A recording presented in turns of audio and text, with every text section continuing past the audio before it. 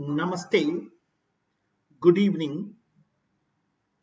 We will start with a short look into this pass-through entities and go for assessment of companies mainly for the evening. When I say pass-through entities, the income of those entities are taxable in the hands of the ultimate beneficiary, that is unit holder. There is an in-between entity.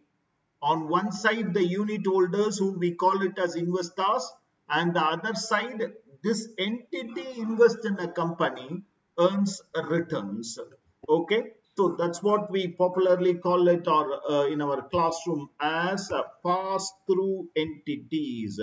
Okay,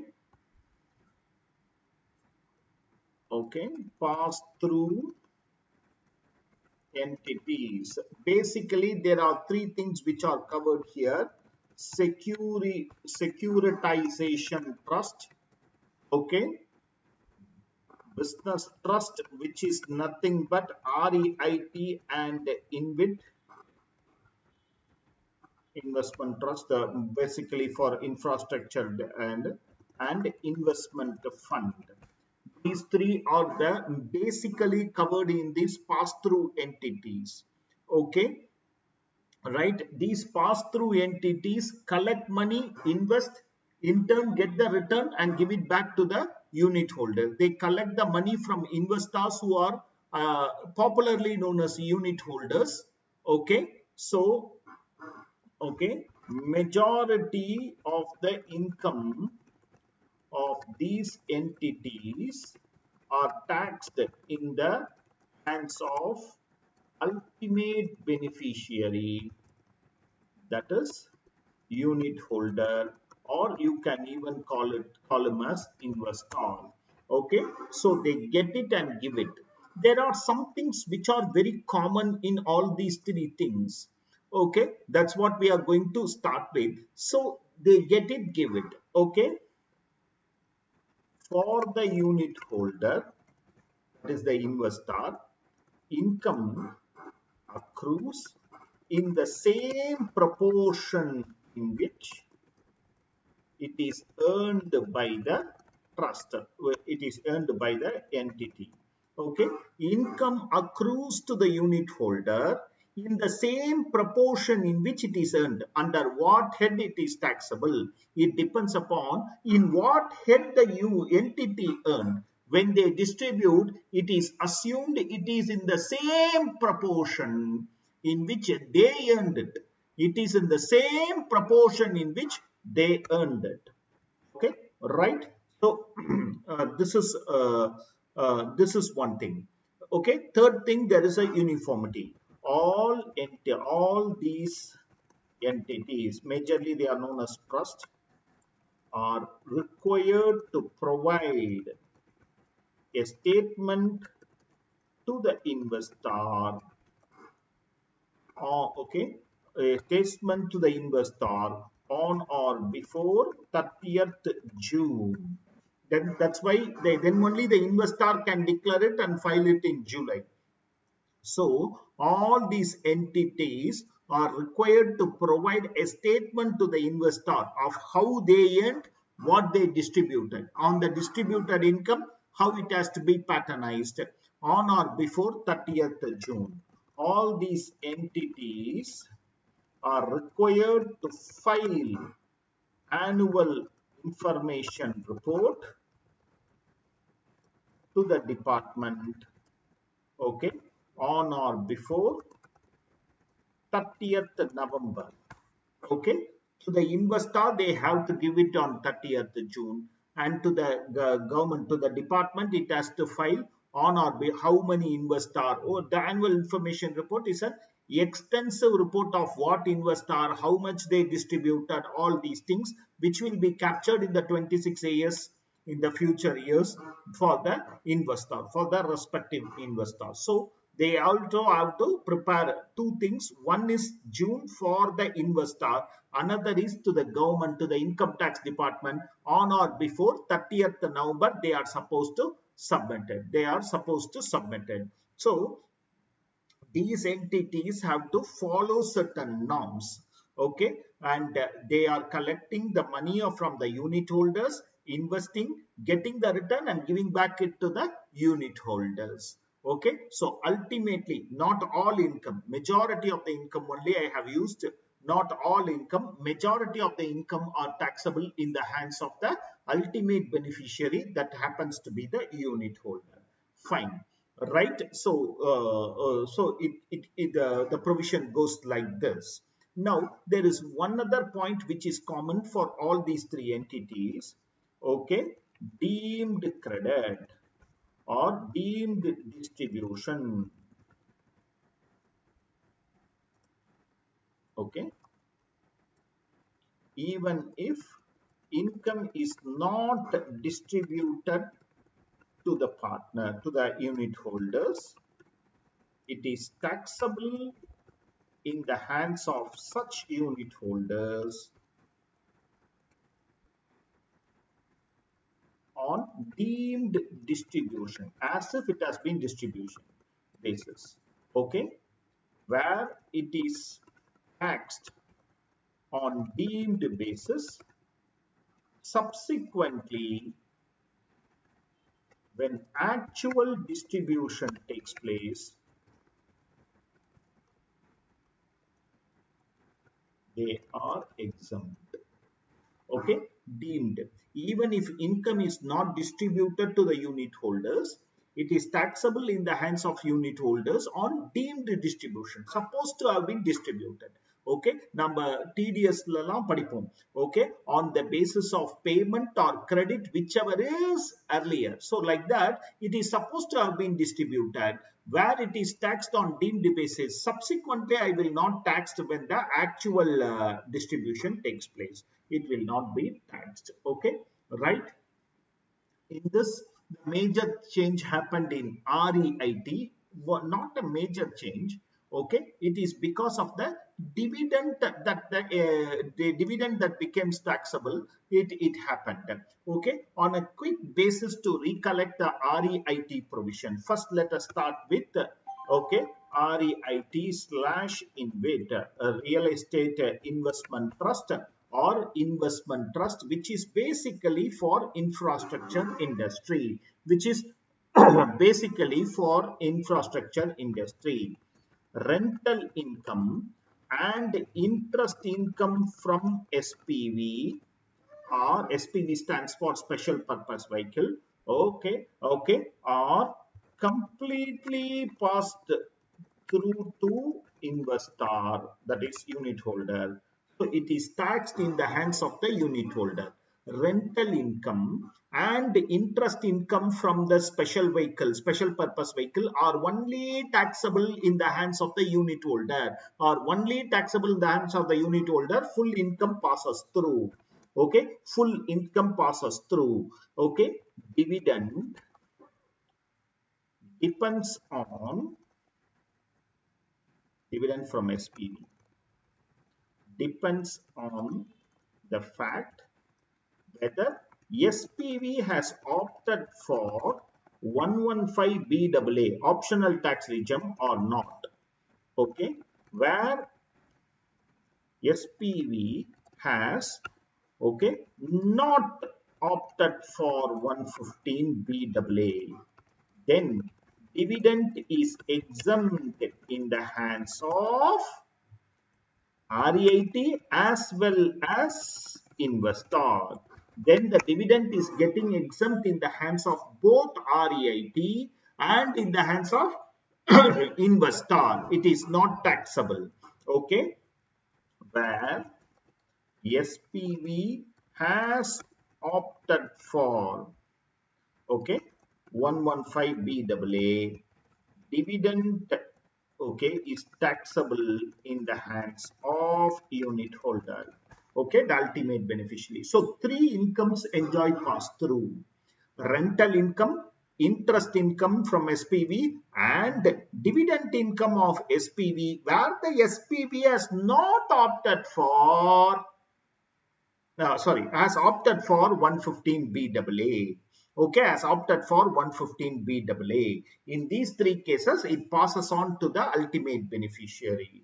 Okay, all other incomes are taxable in the hands of REIT either at MMR or at special rates if applicable. Special rates is for LTCG on which STT is paid, general LTCG and STCG on which STT paid. These are at special rate. All other incomes are taxable in the hands of the trust only at okay, MMR. Okay, these are all the provisions with regard to unit holder, okay, and REIT. With regard to unit holder and REIT, if you want to recollect, I request you to once look into our our amendment videos where we have the detailed working for the same.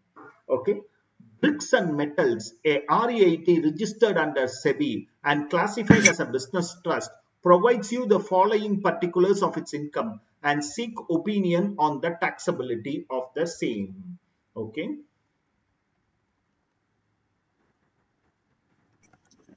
Sir, Tata. sir, in the notes itself, you can mention that 42, sir, because in accreted income yesterday we had 30% plus Here it is 34. 42.744.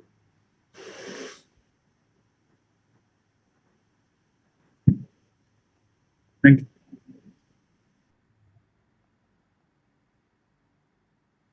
Okay. It is the, okay. Now anyhow I am going to work it out. Okay. Income taxable treatment of various income in the hands of REIT.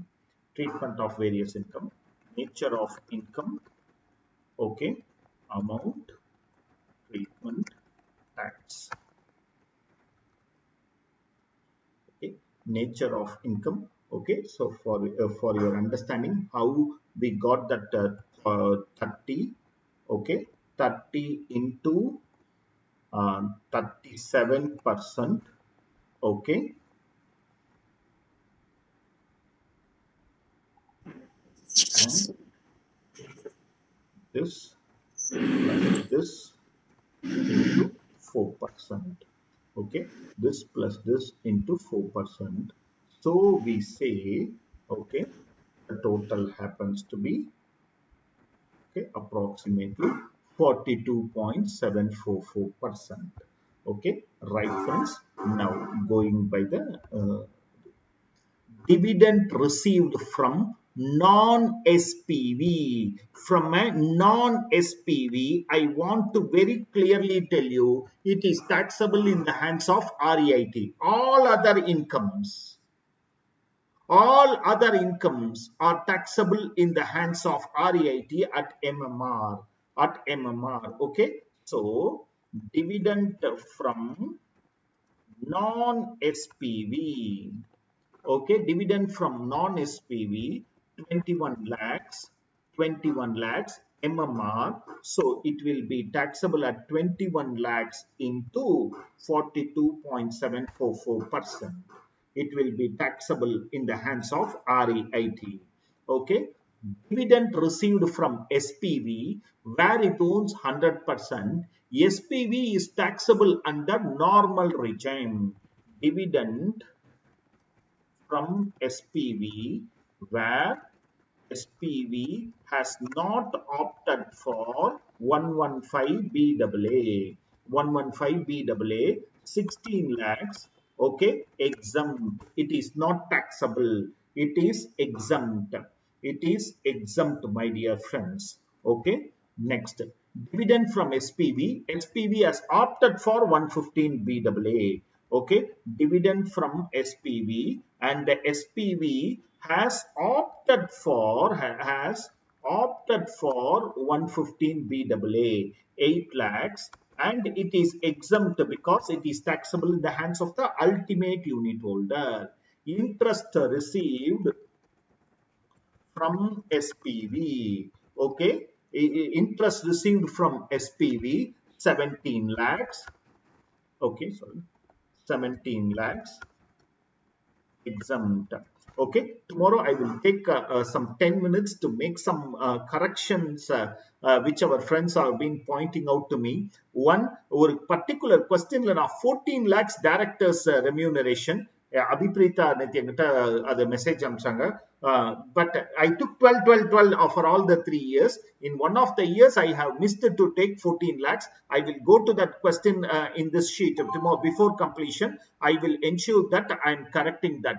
Second, today our friend has told me that I have there is a small correction that needs to be taking place on some aspects. So I will check it out, and those if it is there, I will take it up tomorrow for 5-10 minutes. I will just do some of the small corrections which has happened, and while typing I have typed something wrong.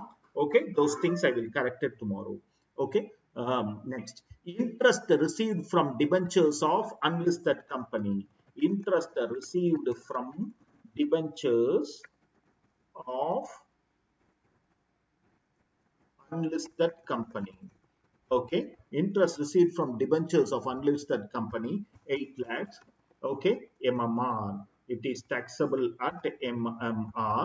Okay, so this 8 lakhs into 42.744%. 8 lakhs into 42.744%. Okay, right. Interest STCG on shares and securities on which STT is paid.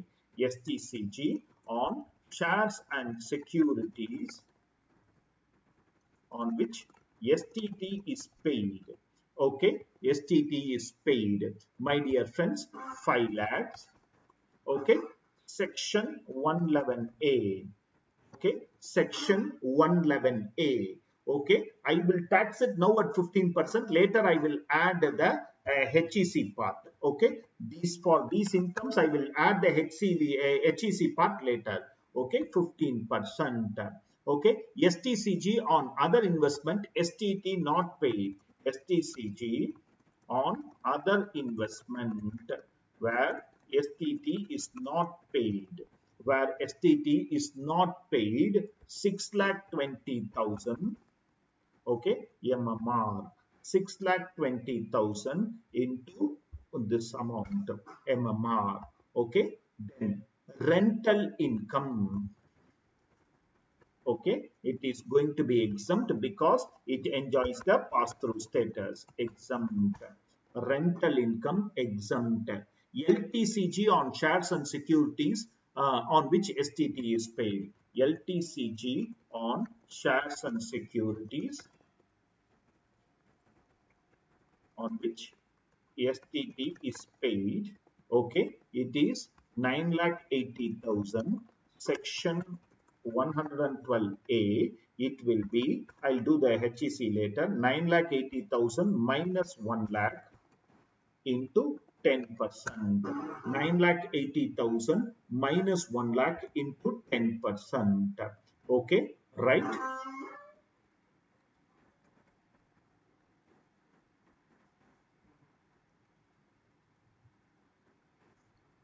1 crore 8 lakhs. 1 crore 8 lakhs. Okay, is surcharge applicable because it falls under the terminology of trust. Okay, it falls under the terminology of trust. Sometimes it can be a company or another thing. Okay, so 12% surcharge is applicable for 2 types of income only, because this income, okay, and STCG, yeah, and this income, because for the others we have already put the surcharge. We have already put the surcharge. Okay, because we have taxed it as maximum marginal rate. Please do like that only. Okay, and okay, surcharge at the rate of 12%. Okay, on income taxable at special rates, because otherwise MMR க்கு நம்ம ஏற்கனவே போட்டாச்சு. So on the 75,000 plus 88,000 into 12%. Okay, and HEC at the rate of 4%. And HEC at the rate of 4%. Okay, I'm again, please be careful. 75 plus 88 plus the surcharge into 4%. Okay, total tax payable. Okay, majority of the time they will not ask you the tax payable, they are only asking you a theory question so far, but generally I worked out and showed you how to do it. Majority of the time you need to answer it theoretically, not as a tax. But if they ask you, please don't hesitate, since there is an amendment, there is more possibility of a question, at least 2 marks 4 marks question, there is a definite possibility because of the dividend amendment. Okay, now I'm further progressing to tell you some things. I'm further progressing to tell you some things which will be essential for you to understand. Okay, dividend, sorry, interest income, interest distributed, REIT is liable to deduct tax at source. REIT is liable to deduct tax at source for residents 10% and for non-residents 5%. 194 LBA, LBB, LBC, all these things are covering this. Okay, right? For resident assessees 10%, non-resident assessees 5%. Dividend distributed, which becomes taxable in the hands of unit holder. Okay, that dividend which is taxable in the hands of unit holder, where either in the dividend, okay, which becomes taxable in the hands of unit holder. We are talking about this income which becomes taxable in the hands of unit holder. Okay, REIT is liable to deduct tax at source. RBI here, okay, for residents 10%, for non-residents it's 20% if they are investing in foreign currency. If they are investing in foreign currency, finally I'll check it once. Okay, rental income distributed, okay, becomes taxable in the hands of unit holder. REIT liable to deduct tax, okay, residents 10%, non-resident rates in force. Okay, rates in force, okay, depending upon company, etc., rates in force. So this is also a supplementary answer which you need to give. This is also a supplementary answer which you mandatorily need to give. Remember, if there is a question, never miss this so we can sweep marks in these areas. Anupama, one of the unit holder of REIT, received 30 lakhs as distribution. Okay, this apart, she has sold the unit of REIT which resulted in LTCG of 320. Specify the income impact in the hands of Anupama. Income impact in the hands of Anupama. Okay, nature of income, quantum. Okay, nature of income, quantum, actually computation, quantum, taxability. Okay, nature of income, computation, quantum, taxability. Okay, one by one let me come. Okay, dividend, okay, in order to save time.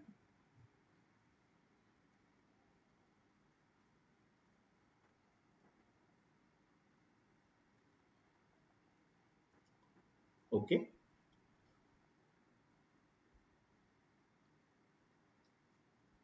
okay, dividend from non-SPV, dividend from non-SPV. Remember, they have paid it at MMR, so it will be exempt. How to compute how much it is? Anupama received 30 lakhs. Anupama received 30 lakhs. Okay, Anupama received 30 lakhs. into, okay, into how much is this dividend? How much is this dividend? 21 lakhs out of the total income of 1 crore 8 lakhs. 21 divided by 108. இதுக்கு தான் popularly it is known as, it will be in the same proportion in which the trust has earned it. So it will be 30 lakhs, that is the Anupama's income she has earned, divided by 21 by, into 21 by 108.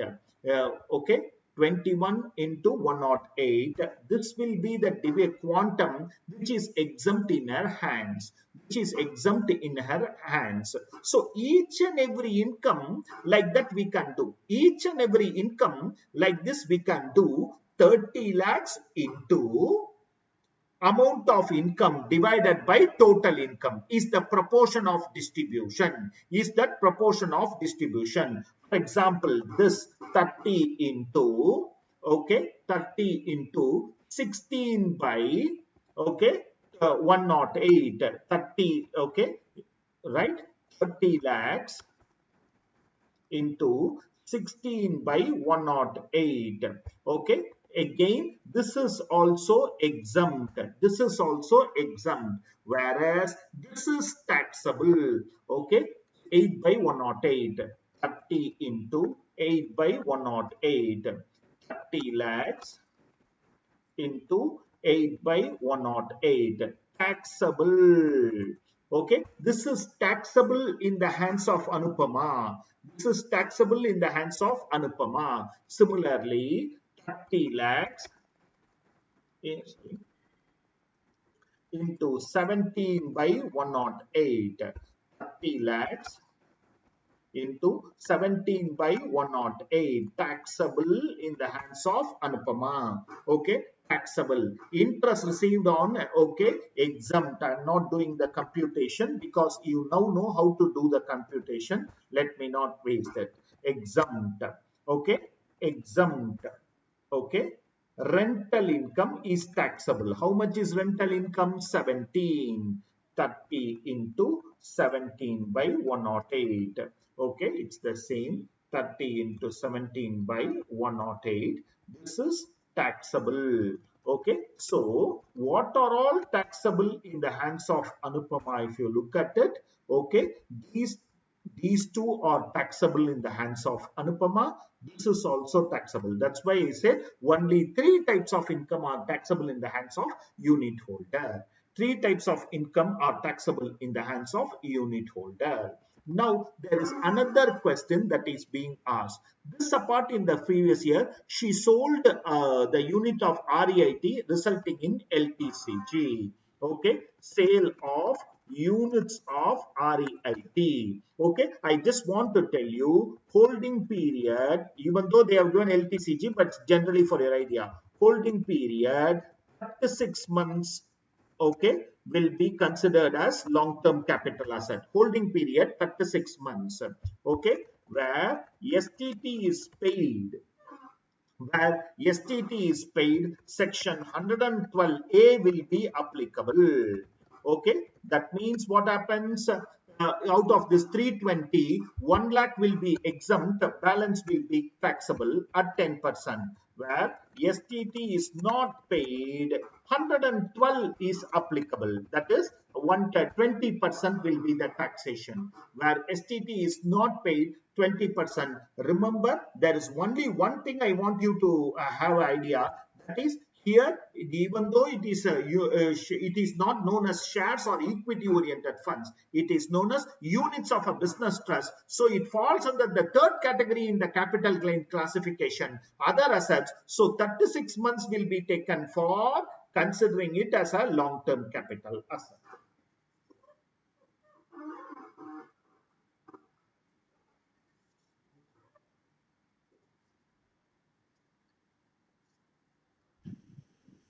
Sir? Raja? Sir, those 3 assets are there, no, sir. Listed shares, equity-oriented fund, and business trust. Aren't they 12 months, sir? No, this is a business trust or units is for 36 months. STT க்கு தான் அது but அந்த 12 monthsக்கு வந்து 3 units of business trust கிடையாது. Okay, I was referring to also very recently. 1 minute.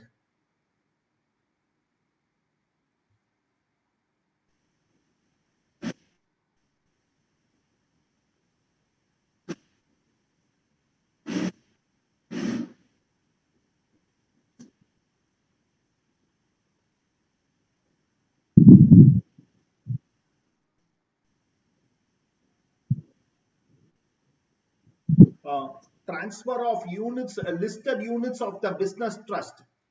Okay, the period of holding of units of business trust to qualify as long-term capital asset is more than 36 months. I was referring to our material also. That's why I'm very sure that it is more than 36 months. Okay. Question number 2. In the hands of various stakeholders. Sir, one more doubt. Yeah. This surcharge, we are, sir, I have a doubt, sir. Yeah, go ahead, go ahead. So now we consider the entire 1 crore, we consider 1 crore 8 lakhs entirely in the hands of REIT for the computation of surcharge. Yeah. Then if the unit holder income exceeds 1 crore, there will be no surcharge, is it? Unit holders' income is not dependent on REIT's income. If the unit holders' income exceeds, also surcharge will be applicable. No, sir, because generally when we are computing for surcharge purposes, we don't include exempt income. No, then why did we take the entire 1 crore 8 lakh for Because computing we have surcharge? complete in the case of REIT, it is the total income and not the in the income that is taxable income alone. It is the total income. Oh, because if we are including that again in the hands of unit holder, then it becomes a double surcharge. Yeah, it can happen in the case of company and dividend. No. It can happen in the case of company and dividend. It can happen in the case of partnership also. So there is a possibility of that double taxation. Oh, so we should not see taxable income. We should only see total income. It is total income. Thank you. Pass through is different from exempt. Okay, these are just passed through and taxable in the hands of somebody else. Coming back, friends. Question number 2. In the hands of various stakeholders, how will this income be taxable? Reit received a dividend from an SPV in which it does not hold 100%. Last year, the provision was different. Now it is very different. Question number 2. Okay. If Reit holds shares in SPV, okay, till last year it should hold 100%. Now that is not there. Then the dividend income is taxable,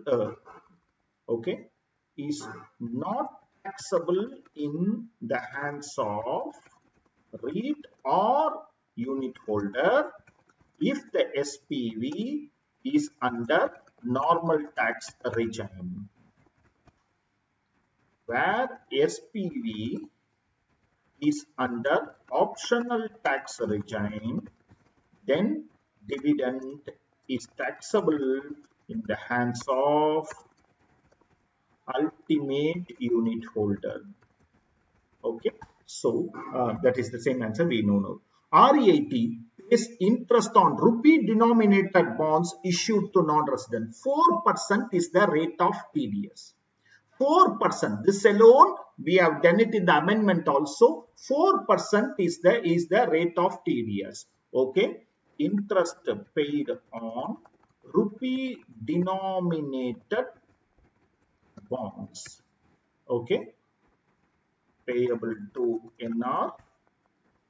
Rate of TDS is 4%. Rate of TDS is not 5%. Rate of TDS for rupee denominated bonds and GDRs, it will become 4%.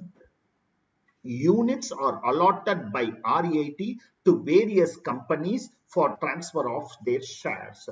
Units allotted in exchange of shares.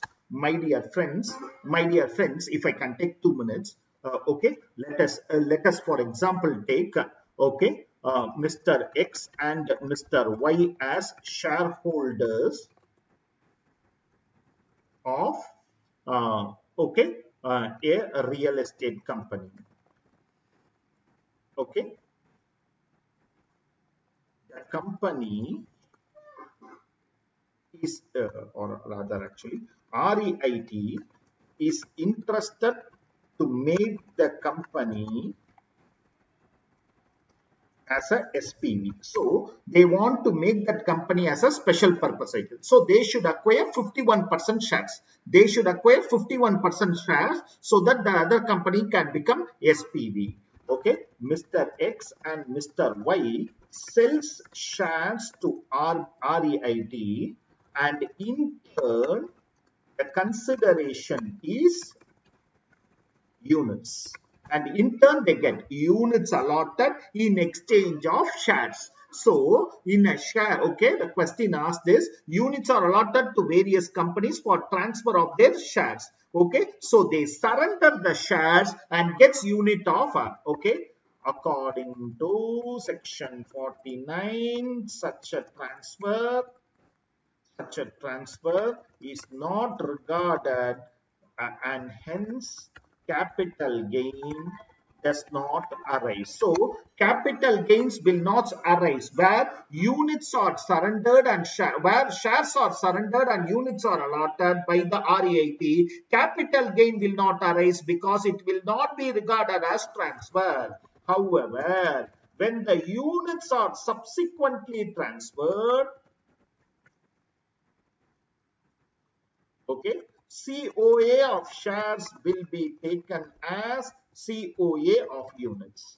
Okay, so it's simple that debentures converted into share. Here, shares are converted into units, but it is of a different entity. Shares, I am holding it in a company. Units are allotted by REIT. In that case, it will be taxable. In that case, it will be taxable when the units are subsequently transferred. Depending upon the holding period, it will be long-term capital gain or short-term capital gain. So units allotted in exchange of equity shares will not be treated. Sale of shares of RE by REIT other than the shares of SPV we just saw. Okay, sale of shares of REIT, sale of shares of REIT. Okay, okay, taxable in the hands of REIT. Okay, taxable either under 11A or under 112A or at MMR So we saw STCG on sale of shares which are not listed or which is not an SPV. Okay, unlisted shares. In this cases, either 111A if it is listed and STT is paid, or 112A if it is LTCG, or it is taxable at MMR. Okay, I'm little sure that dividend might be questioned. Okay, uh, let's see. I'm not speculating, but since there is a big amendment there, dividend might be questioned. Is my opinion, and I'm not speculating. Okay. Now I am moving into investment fund. Okay. Now I am moving into investment fund. The next type of entity is this investment fund, which is nothing but category 1 and 2 of alternative investment fund. Category 1 and 2 of alternative investment fund registered with SEBI. Okay, so there is an investment fund. Okay, please remember PGBP will be taxable in the hands of fund. Okay, PGDPP will be taxable in the hands of the fund. It will not be taxable in other people's hand. PGBP will be taxable in the hands of fund. Any other income will be passed through and taxed in the hands of unit holder. All other incomes will be taxable only in the hands of the investor, that is unit holder. Okay, business loss will not be passed through.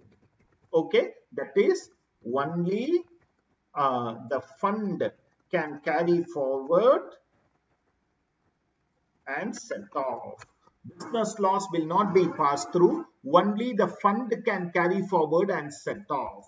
Any other loss will be distributed to unit holder, provided such unit holder is holding the unit for a period of 12 months or more. Any other loss will be distributed to the unit holder, provided the unit holder is holding the period for a period of 12 months or more. What happens if the unit holder is holding it for a period of less than 12 months? Is the loss lost? The clarity is not there in the law.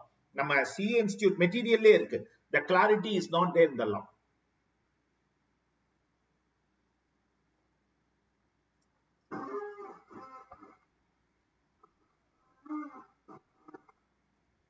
What is investment fund?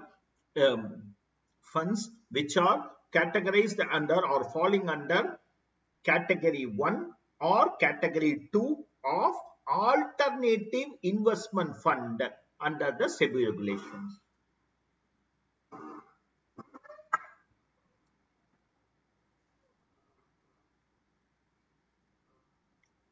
And an alternative investment fund registered with SEBI provides you the following for the financial year 2021. Specify the tax impact.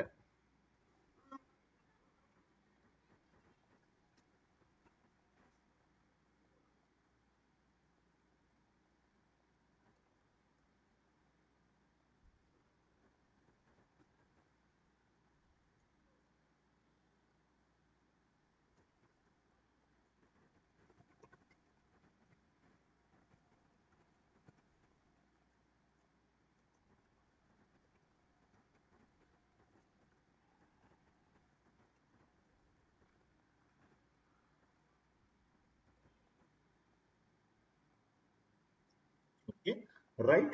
Business income. Business income. Okay, there is a business loss brought forward 34 lakhs. Business income 34 lakhs less loss brought forward 14 lakhs. Okay, taxable in the hands of fund will be 34 minus 14, 20 lakhs. Okay, it is exempt in the hands of the proportion. Whatever is the proportion of distribution, it is exempt in the hands of the unit holder because it is taxable in the hands of the trust. Okay, STCG exempt and 19 lakhs or proportion, okay, is taxable in the hands of the unit holder on proportionate basis only. Everything is proportionate basis. How much they are distributing to that extent into 19 divided by the total income will be taxable, will be okay. LTCL, long term capital loss, okay. Fund cannot carry forward. Okay, the fund cannot carry forward. Okay, loss can be attributed to unit holders. Okay, okay, provided they hold the units for a period of 12 months or more. Okay, for a period of 12 months or more, provided they hold the units for a period of 12 months or more. In that case alone, it is losses attributable to them. Otherwise, the loss is not attributable to them. Otherwise, the loss is not attributable. Less than 12 months means the law is not yet clear. Whether the fund can carry forward or not, the law is not yet clear. Okay. Then, okay, IFOS 11 lakhs. Okay, exempt. Okay, 11 lakhs. Okay, on a proportionate basis. So, in the case of investment fund, which is falling under which is falling under category 1 or 2 of alternative investment fund of SEBI. This is the position. Business alone in the hands of the fund. All other things are both business income and business loss in the hands of the fund. All other things are taxable, or benefit can be claimed only by unit holder. There is one clarity missing, that is, if the losses can be attributed or distributed to the unit holder only if the unit holder is holding it for a period of 12 months or more. If the units, what happens to the losses pertaining to unit holders who are holding for less than 12 months? There is no clarity as such in the in our material. Also they have said there is no clarity. In my opinion, it is lost. Okay, yeah, the anyhow business in trust cannot carry forward and settle. Okay, it has to be the unit holder cannot. That is my opinion. That is what the lawmakers' intention is. My opinion, but again, the institute has said no clarity. Okay, now comes securitization trust. Sir, could you also tell the TDS impact on this, sir? Huh? The TDS impact, sir. Same, sir. Same. Depending upon what type of income. Okay, I'll give you the TDS list also. I'll give you the TDS list also finally.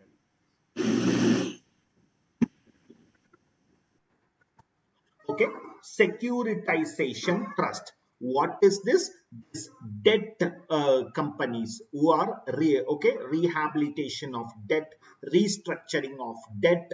Okay, under the SARFAESI law, if they are going to be incorporated or going to be registered, all coming under the SEBI regulation. Okay, one thing with regard to securitization trust is entire income will have a pass-through status. Okay, the whole of the income of the securitization trust will have a pass-through status. Okay, so be it PGBP, be it the nature of income, every income of securitization trust will have the pass-through status. Okay, income will be taxable only in the hands of unit holders. Income will be taxable only in the hands of unit holders. So all income passes through to the unit holders and it is taxable. Okay, just give me a minute for our friend's purpose. I will write that. If you want, I have a just to ensure that I'm not going wrong. Okay, our friends want TDS impact. Okay, our friends want TDS impact on the with regard to securitization, whole of the income is passed on. Okay, TDS impact alone, I will write it here so that you can refer it.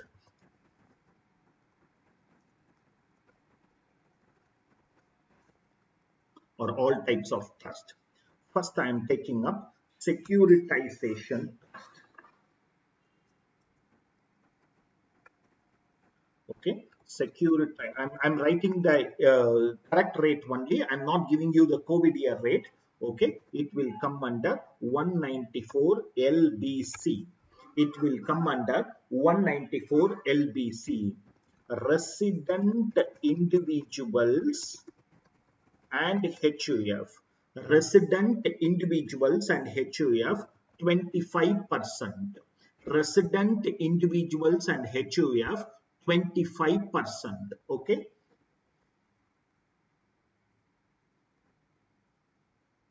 Resident individuals and HUF 25%. Other than individuals and HUF, again residents. This is TDS rates. Okay, 30%. Okay, other than individuals and HUF, okay, residents 30%. Okay, non-residents rates in force. Non-resident, whatever is the rates in force. Okay, one more minute.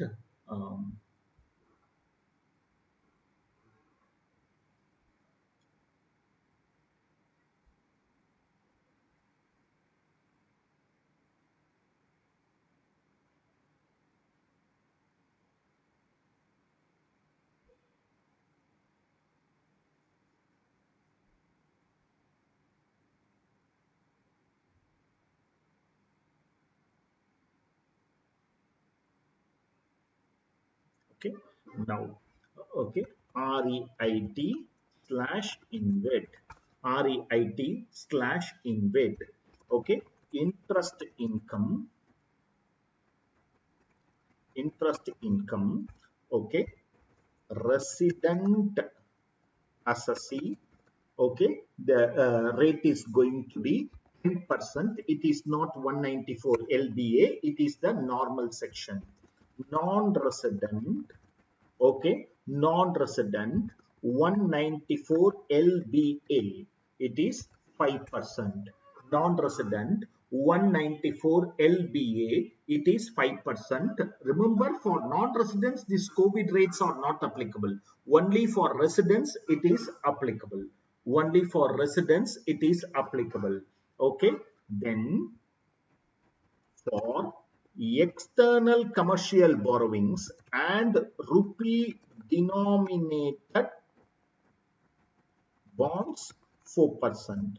For external commercial borrowings and rupee denominated bonds, it is 4%. Okay.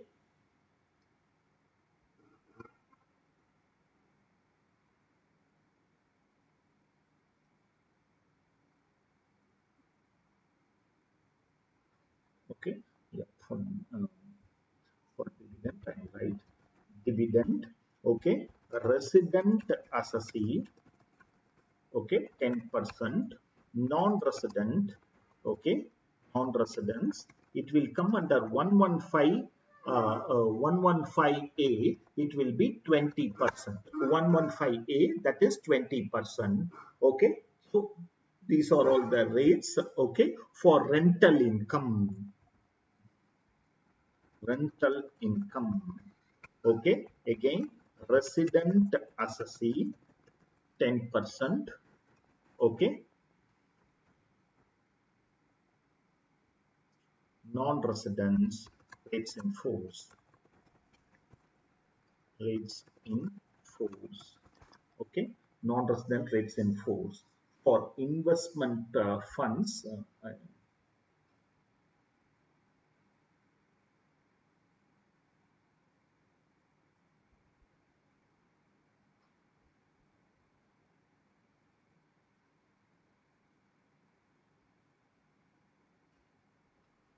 one minute friends.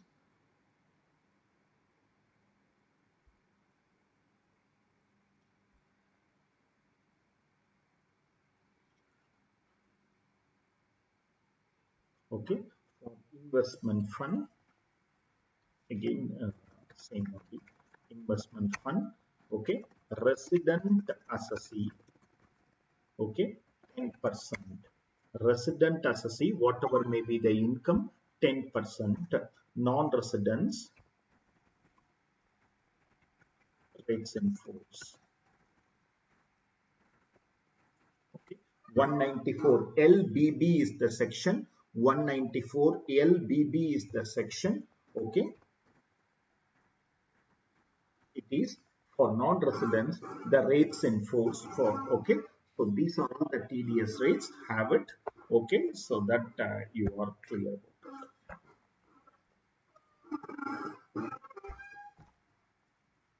Okay, pass-through entities, I don't feel securitization trust or investment fund is going to be a question. REIT is most probable question. Okay, with this I go into the core of assessment of companies.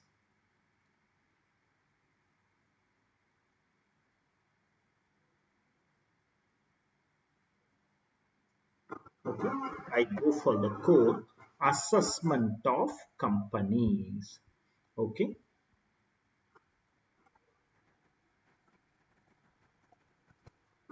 okay, assessment of companies. In this we are going to learn the important aspects of MAT. Okay, the important aspect of MAT, the optional tax regime of 115 BAA and BAB, and small provision which are in and around assessment of companies, First, Let me look into math on a general scale. It is very easy to remember the format. It is very easy to remember the format. Okay.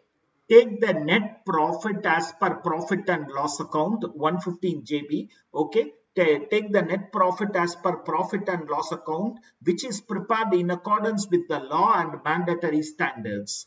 Okay. First, take off, add back all the apportionment item, any dividend, that is, be it interim or proposed dividend, add it back, transfer to reserve, provision for taxation. Okay, in this, I will also consider that deferred taxes. Okay, all these things, add it back, reduce, transfer from reserves and deferred taxes if it is credited to P&L. Debited, add back, credited, reduce. Okay, then comes the provisions. Okay, then come contingent provisions. Okay, provision for unascertained liabilities, that is contingent liability, provision for loss of subsidiary company, provision for diminution in the value of investments as per our accounting standards, etc. Add it back. I am not saying strictly this is an opposite item, but generally this is not asked. The profit of sick industrial undertaking reduce. Then 5 items of exemption. 5 items of exemption, their income should be reduced, expenses should be added. 5 items of expenses in exemptions, income should be reduced, expenses should be added. What are all they? Exemptions under section 10, reduce. 10 AA exemption under 10 the 10 AA is still taxable. Exemption under 10 reduce. Expenses on such exemption add back. Share of profit of AOP, because it is not there in 10. Share of profit of AOP reduce. Share of loss of AOP add back. If income is taxable under 115 BBF, that is royalty income taxable at 10% rate. Royalty income taxable at 10%. Amangalta solla mudiyadhu 10 or 15 whichever is higher. So add back. If the income reduce, any expenses against this, add back. 4. If it is a foreign company and the income is taxable at a rate less than 15%. Now you saw interest 5% is the rate, royalty 10% is the rate. So income of a foreign company which is taxable at a rate less than 15%, reduce. Expenses pertaining to that add back.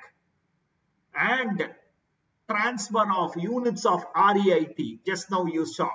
Okay, if it is profit, if it is gain, because only when the units are transferred, the income should be recorded. Till the units are transferred, it is only a non-transferable item. Okay, income exempt under section 10, expenses pertaining to that. Share of profit, share of losses. Royalty income of 115 BBF, expenses. Income of a foreign company which is taxable at a rate lesser than 15%. Okay, the expenses pertaining to that. Notional gain on arising of transfer of units. Okay, notional loss. These things should be added and reduced. Depreciation, revaluation is never a concept under income tax law. Revaluation is never a concept under income tax law. If I am still in company law, book depreciation only. Add back the book depreciation that is charged, but reduce the revaluation and consider that. Okay, add back the depreciation that is charged, reduce book depreciation now, other than for revaluation. Okay, from there, book brought forward business loss or unabsorbed depreciation, whichever is less as per books of account. If you reduce, your first level is over. Your first level is over. You are hitting at book profit. Quickly, appropriations, 4 items. Dividend, reserves, provision for taxation, deferred tax liability. Provisions are 3 items. Contingent liability provision, okay, investment reduction provision, and provision of subsidiary, okay, losses of subsidiary company.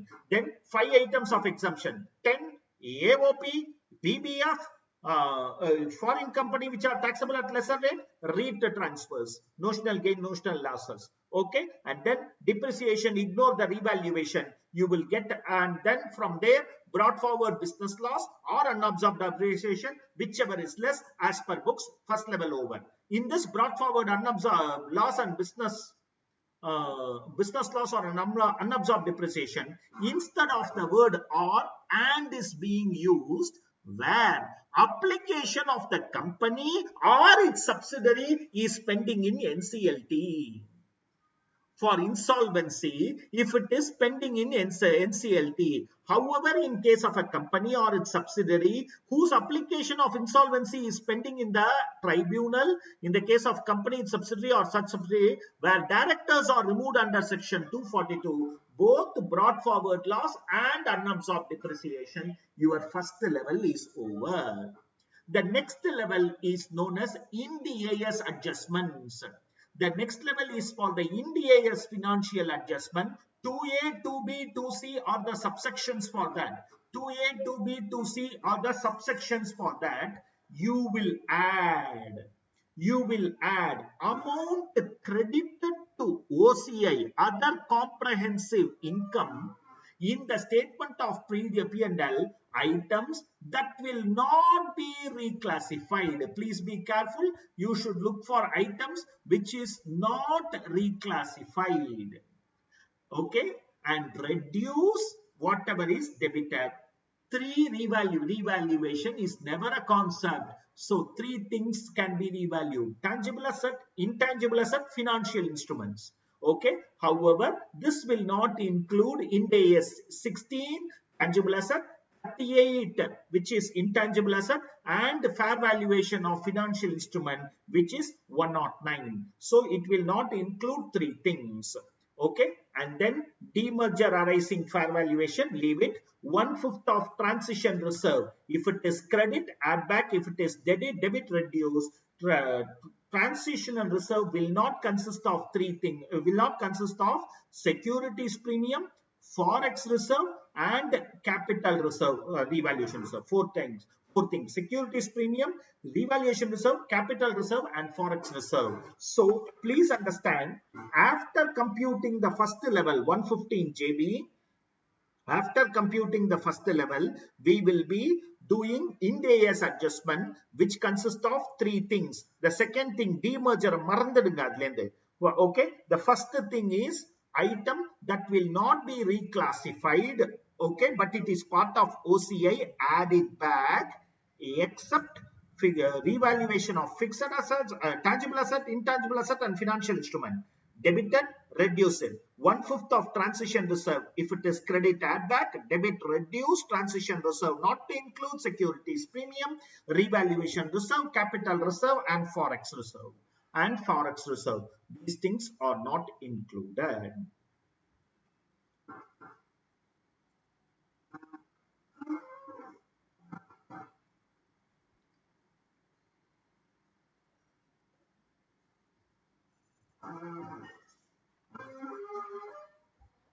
First, let's complete 115 JB, then come to 115 BAA, BAB, and explain you the provision. Okay, what are all the special rates and the material கொடுத்திருக்கேன் உங்களுடைய later understanding காக.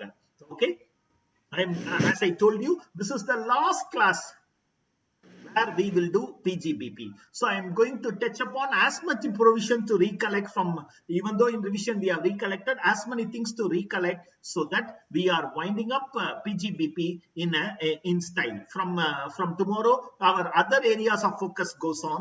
Okay, but this is one major area which we are, okay, hopefully by God's grace, this is the last time in the classroom you are reading PGBP. Next time you read PGBP, you will all become a chartered accountant and do it.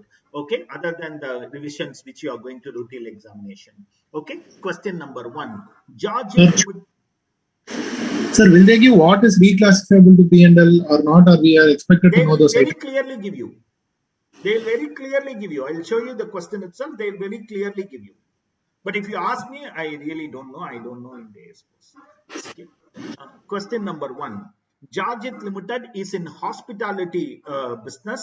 running resorts and hotels. The following informations are provided to you. Compute the income of the company along with tax liability. So whenever they say that ignore math in kudukalena, you are supposed to do math also.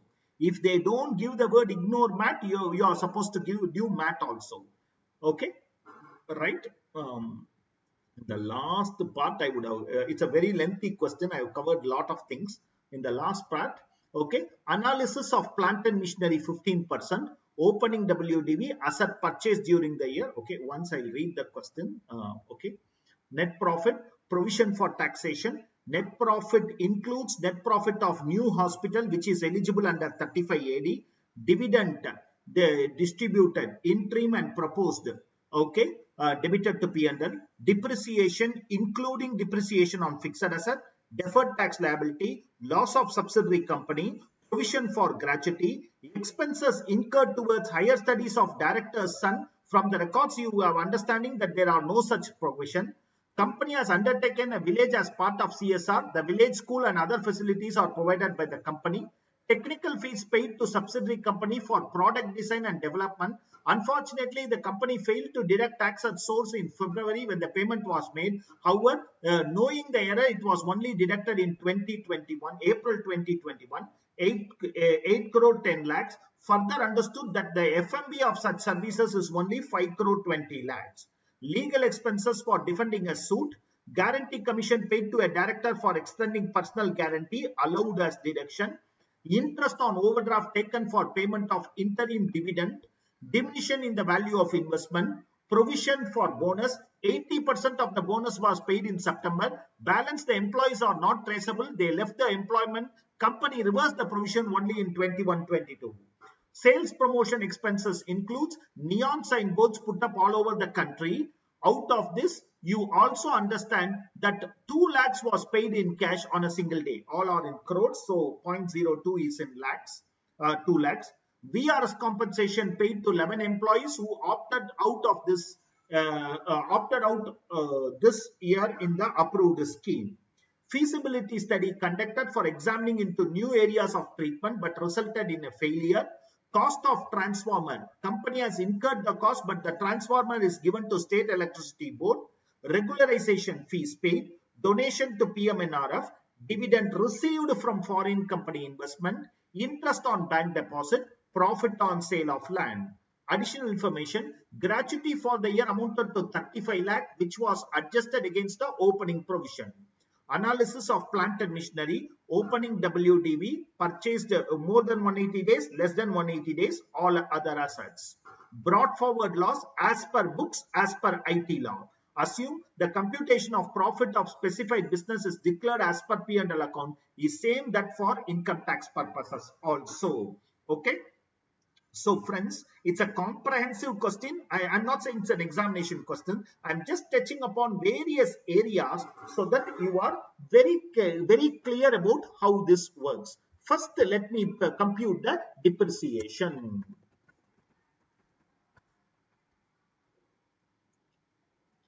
Computation of depreciation for plant and machinery.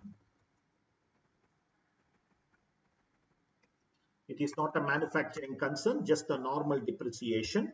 Okay. Opening the, I'm also doing it in crores. Okay. Opening WDV.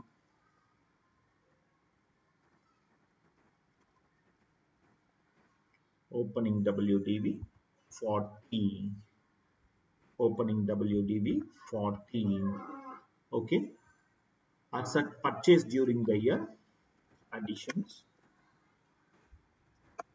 Put to use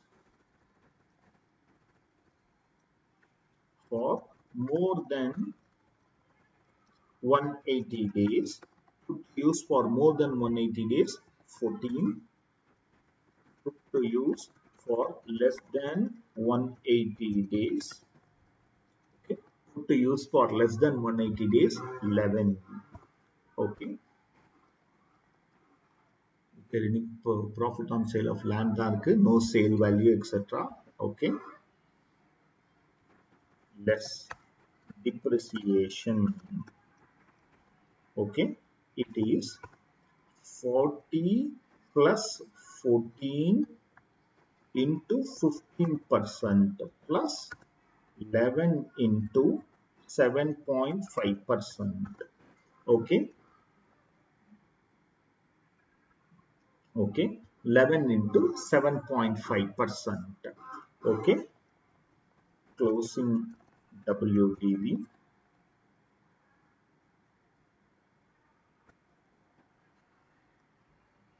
Okay. That is not important for us. What is important for us is only the depreciation part. That is the most important answer for us. Okay. Total depreciation under IT law. Total depreciation under IT law 8.93 plus for all other assets 4.10. Okay. Okay. So it will be 13.03. Okay.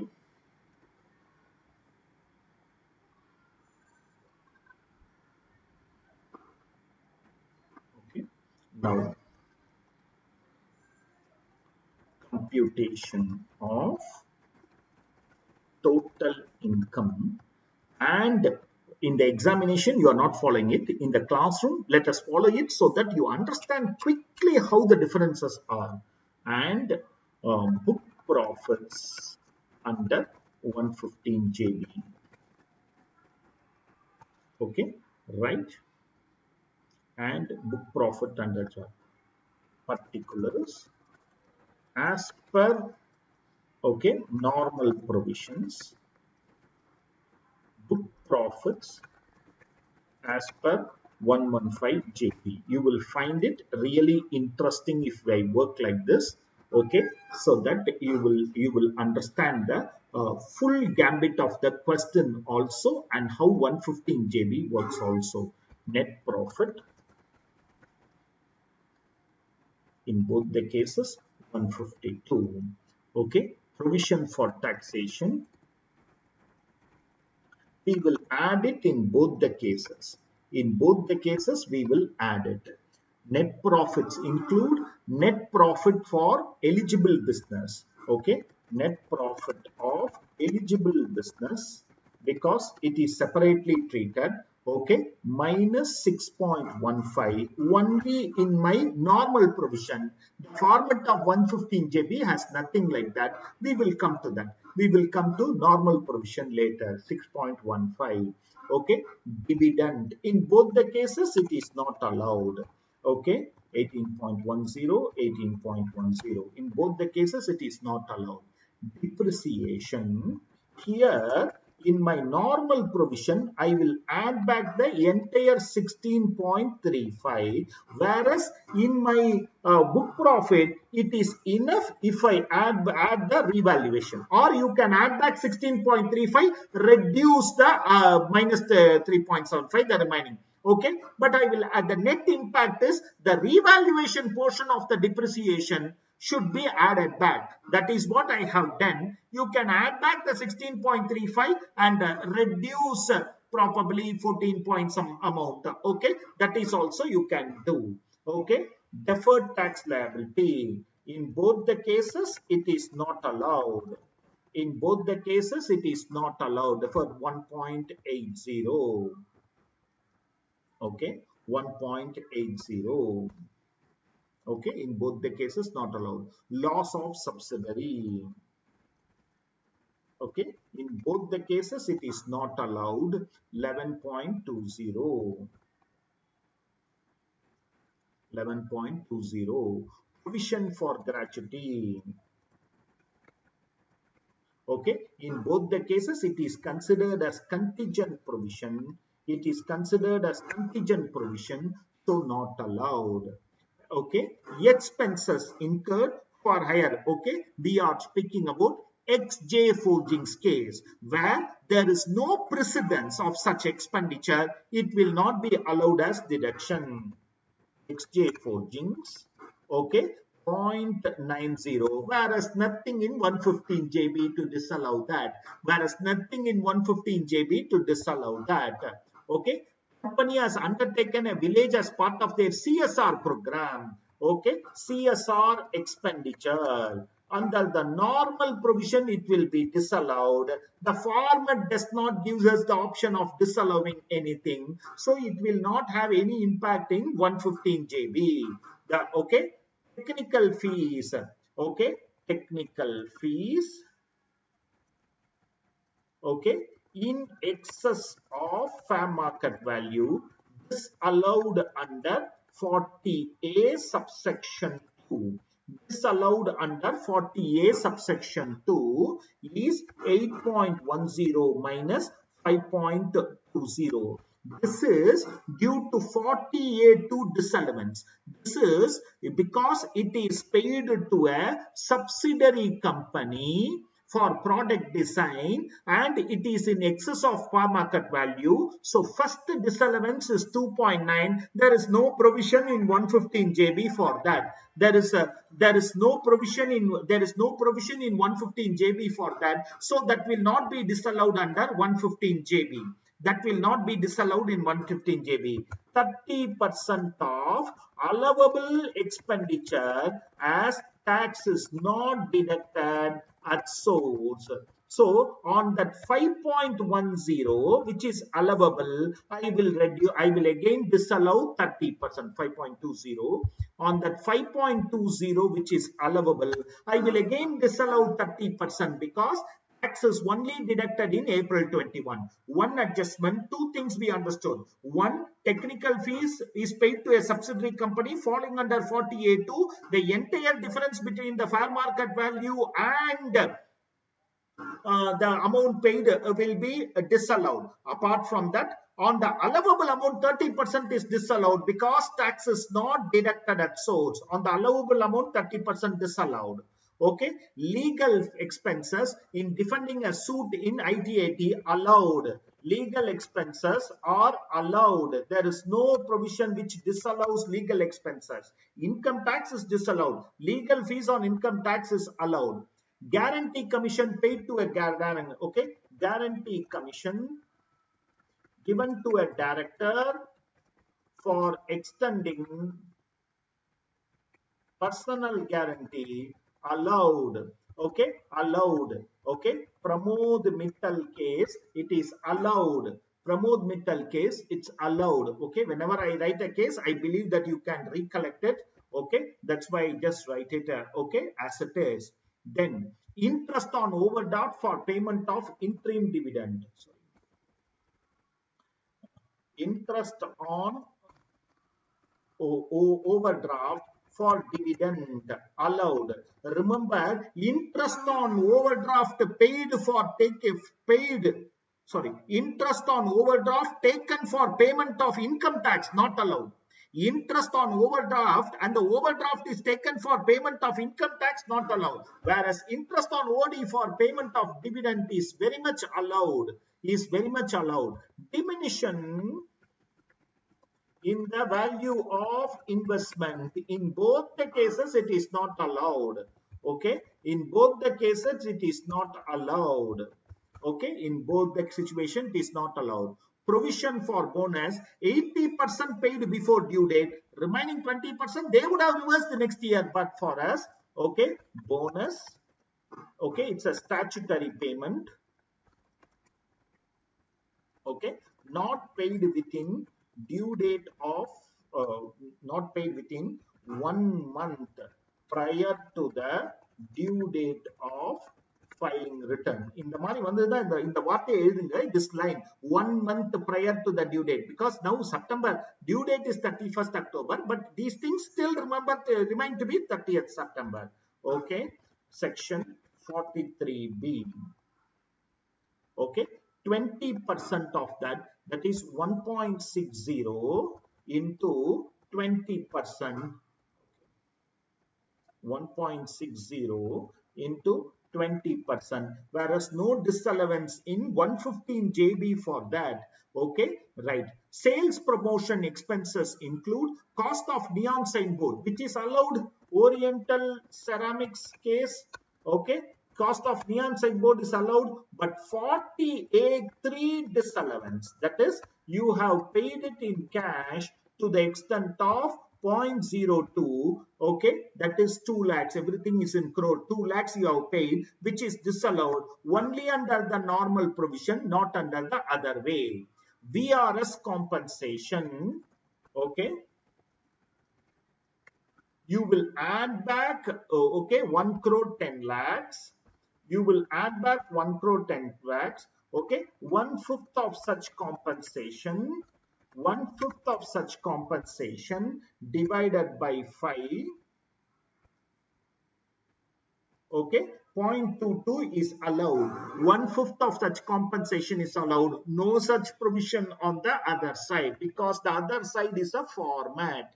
Feasibility study if conducted for expanding to the new areas but failed.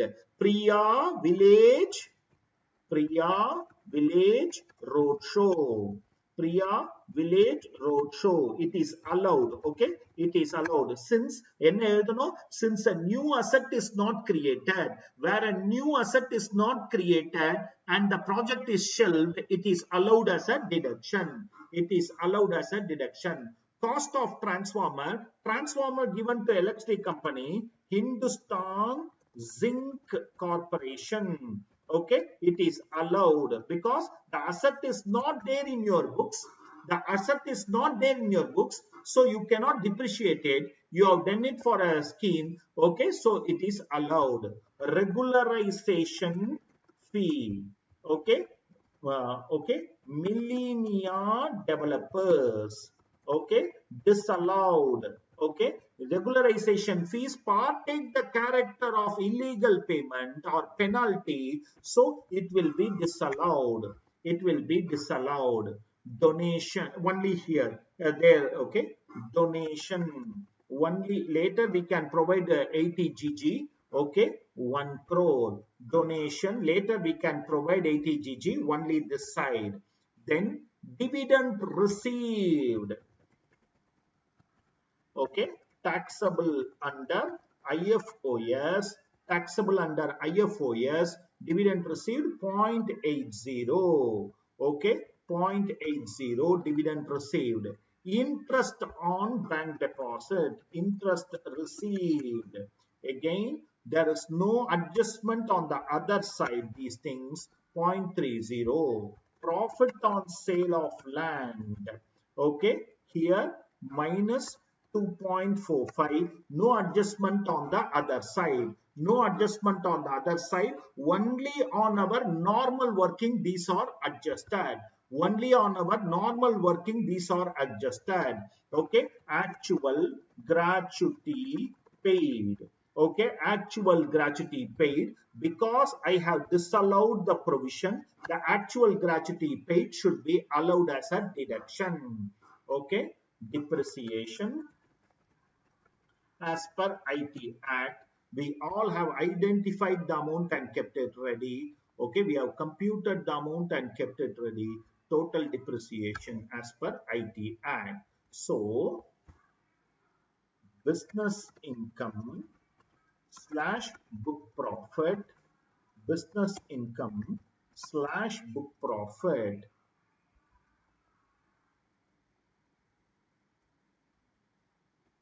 Business income slash book profit.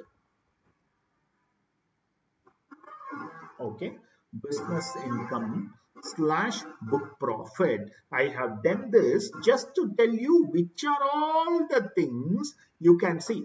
If it is added here, it will be added here, but the reverse cannot be the truth.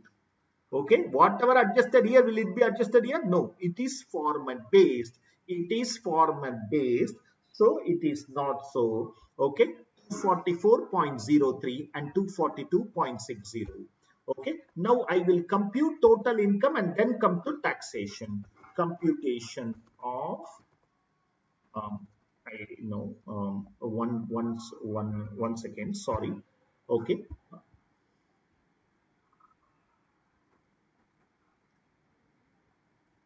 Okay.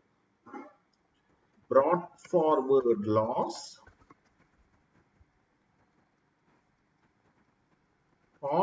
unabsorbed depreciation,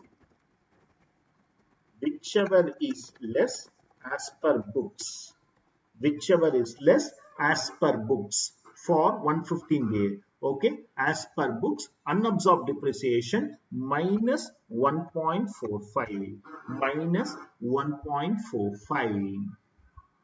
Okay, okay, kindly correct this. Okay, I should have adjusted. That is also part of the format. That is also part of the format.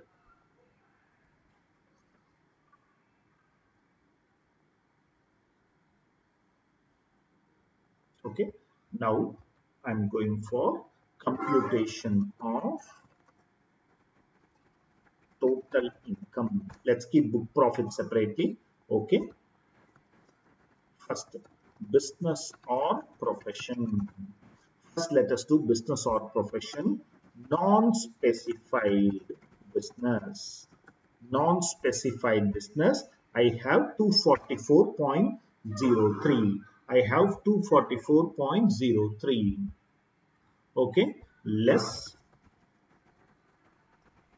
brought forward loss, less brought forward loss. What is the business loss brought forward? 1.58. Okay, less brought forward unabsorbed depreciation. Brought forward unabsorbed depreciation 4.45.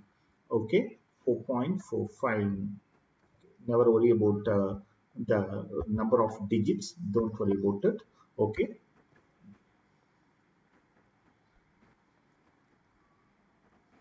Okay. So approximately 230. So business loss after adjusting the brought forward item comes to 237,990. One minute.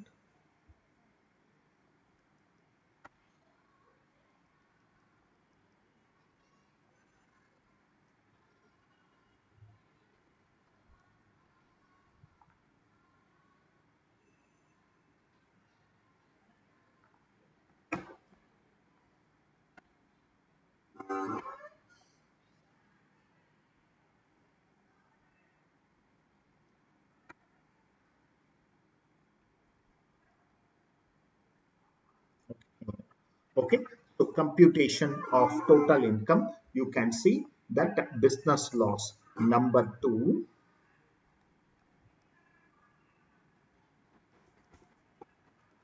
Okay, specified business. Okay, specified business, income of specified business, because we took it out. Income of specified business, we took it out. That comes to, okay, income of specified business 6.15. 6.15. Income of specified business, okay, 6.15 less brought forward, okay, loss of specified business. Brought forward loss of specified business 7.65. 7.65. Okay, loss to be carried forward and adjusted only against income from specified business. Okay, loss to be carried forward and adjusted only against income from specified business. Okay, this you need to separately adjust this. This cannot be adjusted in the normal, okay, normal business income. Specified business you need to carry forward. Okay, capital gains.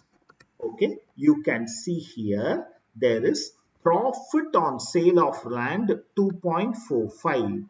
Okay, where the,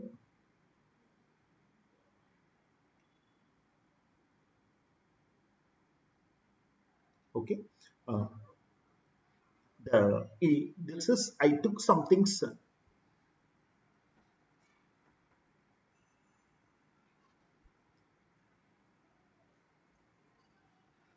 there can be 25 mistakes. I do all the 25 mistakes. Okay. And இதுக்கெல்லாம் என்ன தினேஷ் ஜெயின் வேற திட்டுவான், ஒழுங்கா record கூட உங்களுக்கு படுத்துறாதான். Okay, right. See, friends, with regard to capital gains, I want to tell you something. I took it from one question, but I didn't write the note. Okay, profit from sale of land, it is a short-term capital asset. So the gain is the same. So I write it here. Please assume it. Okay, profit on sale of land. Okay, it is a short-term capital gain. Okay, it is a short-term capital gain. So please maintain that 2.45. 2.45. Okay.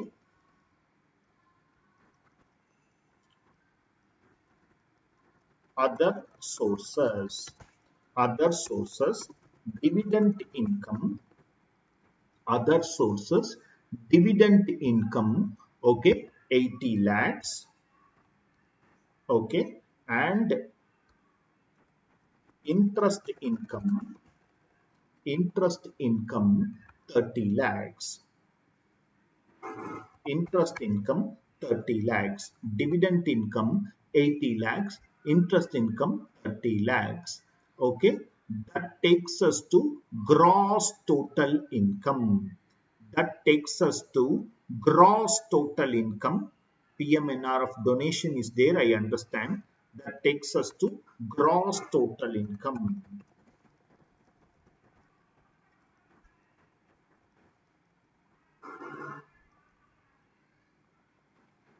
Okay, this is gross total income. Okay, deduction under section 80G. Deduction under section 80G 1 crore. Deduction under section 80G, that is PMNRF, fully allowed. Okay, taxable income under normal provision. Taxable income under normal provision. Okay, it is 240.55. 240.55. This is in crores. Okay, 240 crores. So the surcharge rate will be 12. Sir, ATM parado, sir. They distribute panniya dividend. They haven't distributed any dividend. You have done, sir. You have debited to P&L. No, they.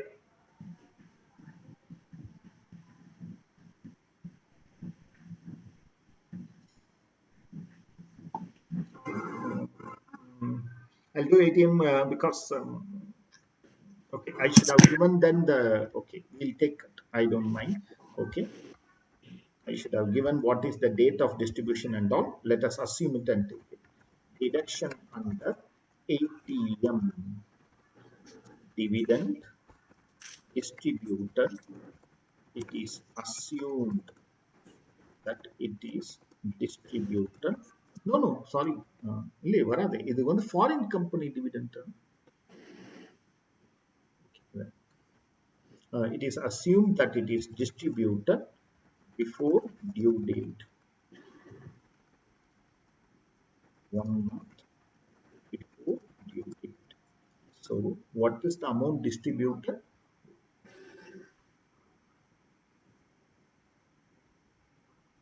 Okay, 18.1. So you can claim the entire amount. You can claim the entire amount.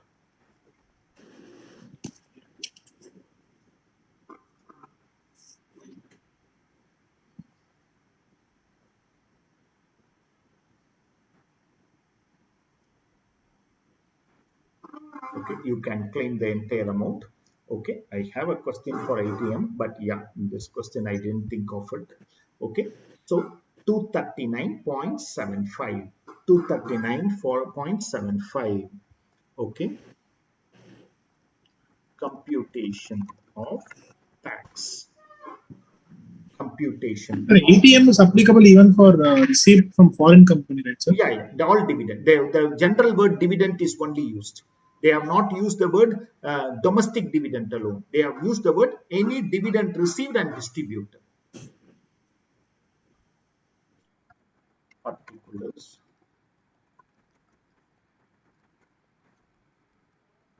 Normal provision. Okay. Profit.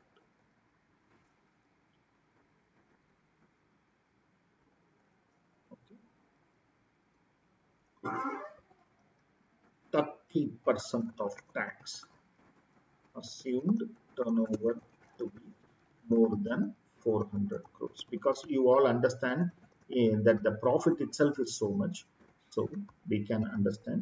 Okay, 30% of tax under normal provision, this into 30%.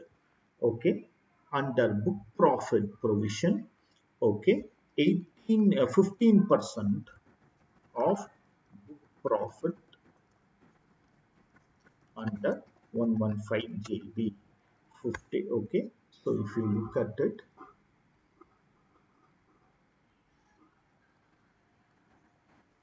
okay, so normal provision is only higher and surcharge at the rate of 12%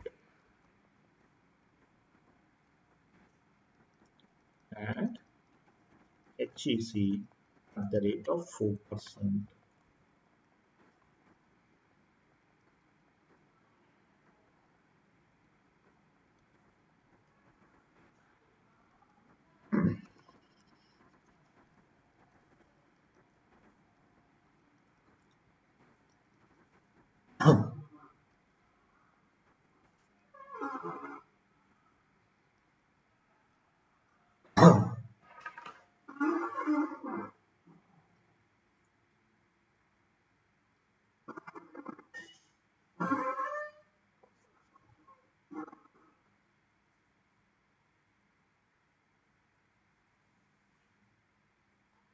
Not an examination question, but recollection of provision. I thought one question, if we can recollect some provisions and other things, it will be simpler and you will find it easier to compare and go. You will find it easier to compare and go.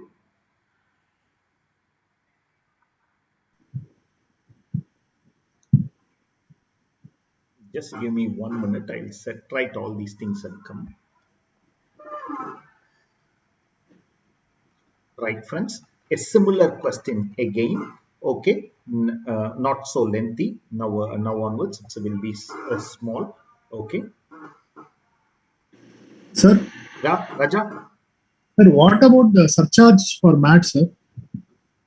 போட வேணாமே ராஜா, base டாக்ஸே உனக்கு வந்து ஜாஸ்தியா இருக்குல்ல, அதனால தான் இது எப்படியும் அப்ளிகபிள் இல்லையே. Oh, okay. Sir, and what should we change in the question for land, sir?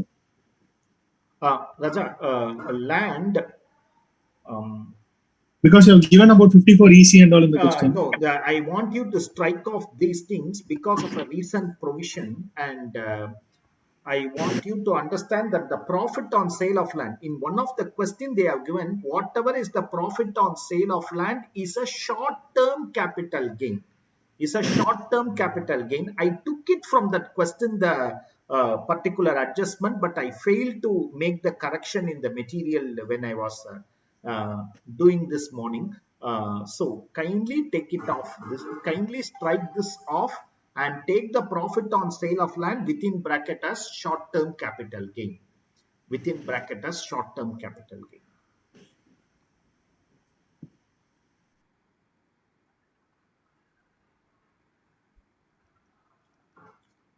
Question number 2. Walt Disney Incorporation, a foreign company. So the rate of tax is going to be, my dear friends, 40%. Okay, has a permanent establishment in India and provides the details as follows. Net profit as per profit and loss account after debiting or crediting the following. Okay, following are credited to their P&L account. Royalty income from government as per agreement, interest income for money lent in foreign currency, STCG on which STT is paid. Following are debited: expenses on earning such royalty and interest, share of loss of AOP in which the company is a member, Transfer to currency for fluctuation reserve. Losses brought forward as per books. Business loss, depreciation. Loss as per IT Act, only depreciation. Okay, the question is compute tax payable. The question is compute tax payable. We have to remember that this is a foreign company. The royalty income, interest income are all taxable. The royalty income and interest income are all taxable at special rate. For you to understand this, okay, no, royalty income is taxable at 10%, not interest. Royalty income is taxable at 10%. Royalty income is taxable at 10%. Okay.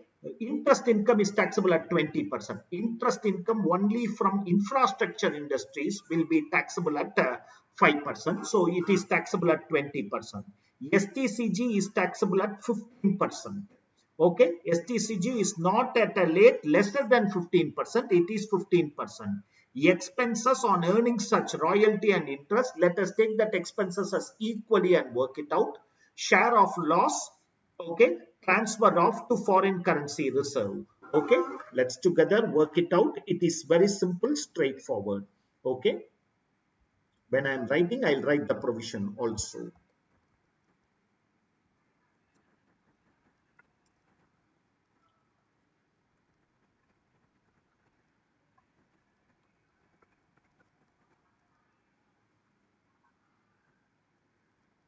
Okay, for AY, whatever it is, particulars as per normal provision as per 115 JB.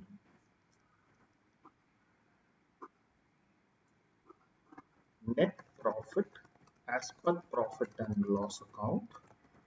Net profit as per profit and loss account 3.5 crores. Okay, net profit as per profit and loss account. Okay, whatever is debited we will add. And okay, royalty income taxable at a rate lesser than 15%. Okay, this is taxable at 10% under section 115A. Okay, though you will study this tomorrow also, I mean in non-resident taxation also. Okay, this is taxable, okay, 0.75. 0.75. Yes.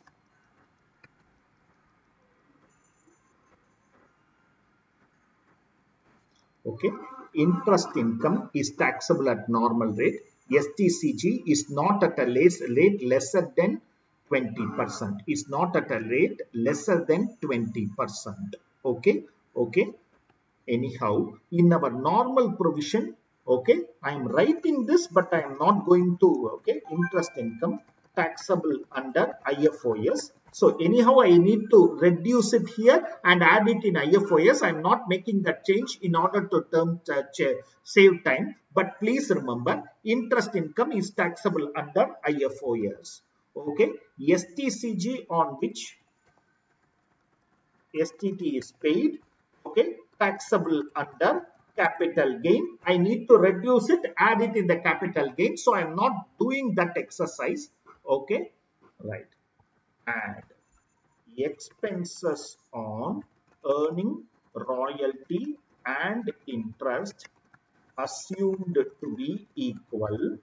Okay, here it will be 0.40, whereas here it will be 0.20. Why? Because royalty only I reduced, interest I did not reduce. Here why I am adding up 0.40? When it is taxed at a special rate, expenses will not be allowed. That's why I am adding here. Okay, that's why I am adding the entire 40 lakhs here, whereas here I am adding only 20 lakhs because whatever the 115 JB format says, any income taxable at a rate lesser than 15% should be reduced. The income should be reduced. Any expenses pertaining to that income should be added. That's what I did. Share of loss. In both the cases, I need to add it. Okay. Share of loss of AOP. Share of loss of AOP 0.30. 0.30. Share of loss of AOP. Transfer to reserves. Transfer to reserves 0.45. 0.45. Transfer to reserves 0.45. 0.45. Okay. Yes. Brought forward loss or unabsorbed depreciation, whichever is less as per books. Less loss powered loss or unabsorbed depreciation. So 0.80. 0.80.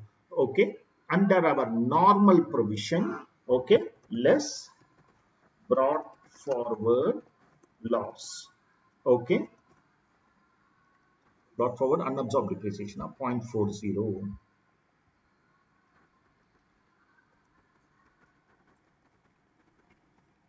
0.40. Okay, so under our normal provision. So I have not categorized the income. In examination, please categorize profit, IFOS, capital gains. Okay, total income slash book profit. Total income slash book profit.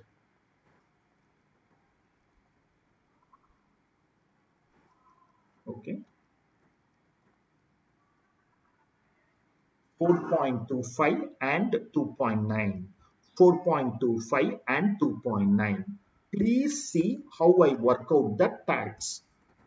Computation of tax. Computation of tax. First, in the normal tax, I work out.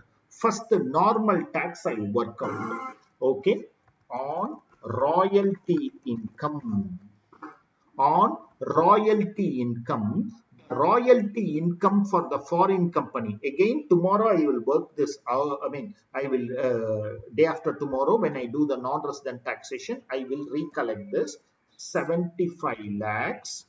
Okay, 75 lakhs.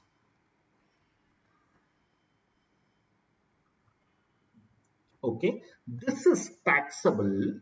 Okay, this is taxable. Royalty income is taxable at 10%. So this is taxable at 10%. This is taxable at 10% on interest income. On interest income. What is the interest income I received? 0.35 and it is invested in foreign currency at 20%. இது ரெண்டுமே you will see it in 115BA. அதோட rates கொடுத்திருக்கேன் நானு. Okay, at 20%. STCG at 15%. ஏன்னா 111A. 111A STCG on which STT is paid 0.50. Okay, 0.50 into 15%.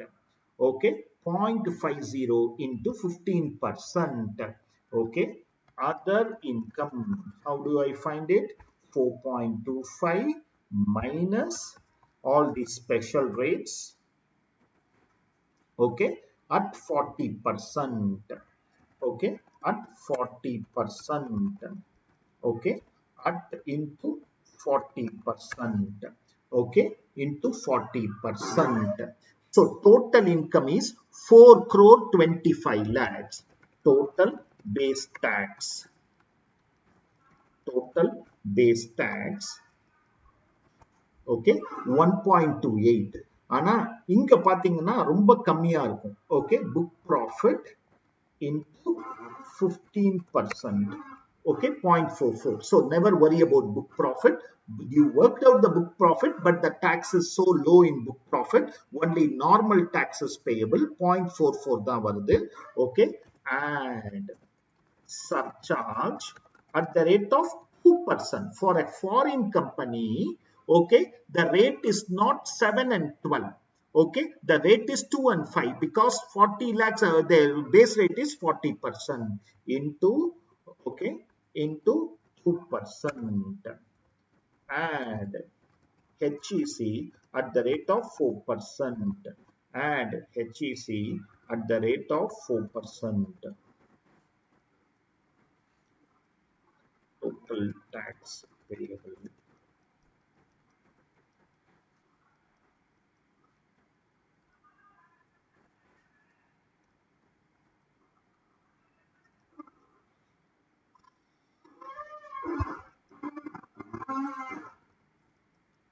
Okay, even for a foreign company, 115 JB is applicable. Okay, 115 JB is for all companies. The law has never said that this is not for foreign companies. 115 JB is for all companies. So for foreign companies also it is applicable, and this is the methodology. Sir, could you scroll up a little bit, sir? Yeah, sure, sir.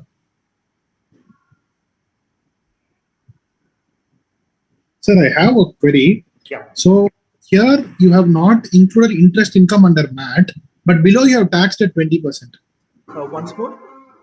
Interest income, below you have taxed at 20%. But Yeah. here you have not added for MAT. Doesn't it fall in for 15%? MAT, income taxable at a rate less than 15% should only be added, sir. Oh, less than, okay. Sir, and which section are we taxing this interest, sir? Huh? Which section are we taxing interest under normal provision? 115A. Is this interest from government or Indian concern, sir? Yeah, for interest for a non-resident or a foreign company where the lending is in foreign currency.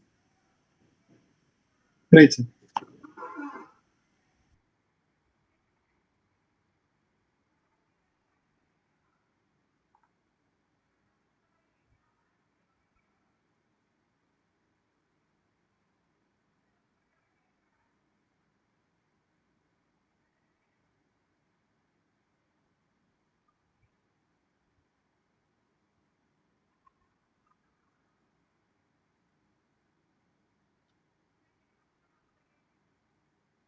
One minute, please.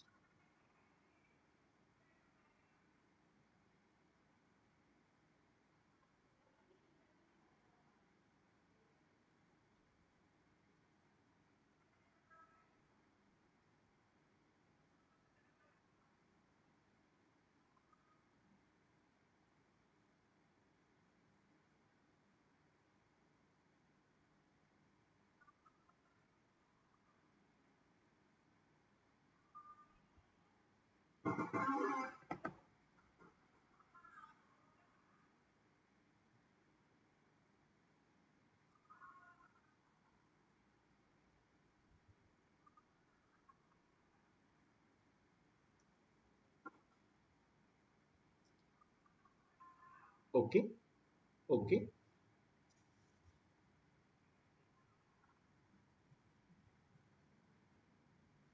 I leave this third question to you. Okay, I will just give you the overall idea of how to do this question. Okay, again, oh, it's an Ind AS question, then I'll do it. Okay, I will do the question itself. It's an Ind AS question. Question number 3. Alpha Limited, which adopted Ind AS for the first time, earned a net profit of 55.75 after debit or credit of the following item: provision for interest, income tax, interest on income tax, DDT, provision for deferred tax, STT, transfer to general reserve, provision for diminution in the value of investment, expenditure to earn agricultural income, expenditure to earn dividend income, depreciation including for revaluation. Item credited from transfer from special reserve, transfer from revaluation reserve, agricultural income, dividend income from domestic companies. Additional information: brought forward loss and unabsorbed depreciation, Okay, 18 as amount as per books. Okay, loss, depreciation, we should always do the total. Particulars of other comprehensive income may be reclassified to P&L. That may be reclassified to P&L. This you need not take it at all. When the reclassification happens, let it be taken. When it is going to be reclassified, nothing to worry.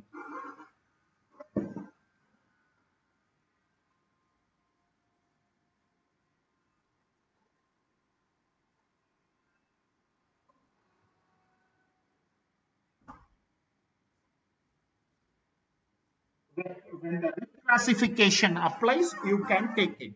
Okay. Other comprehensive income that will not be reclassified to P&L. That will not be reclassified to P&L.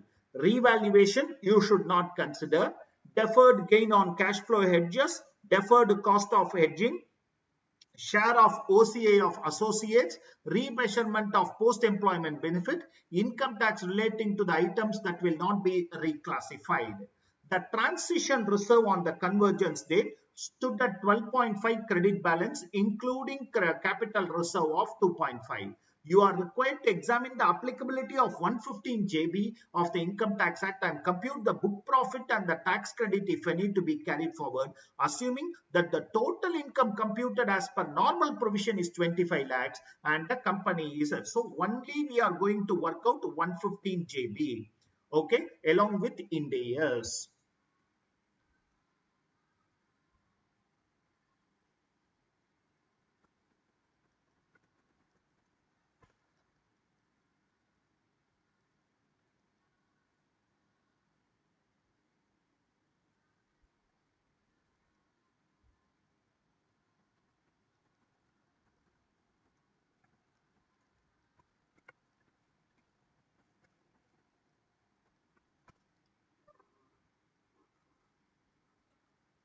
Net profit as per P&L account.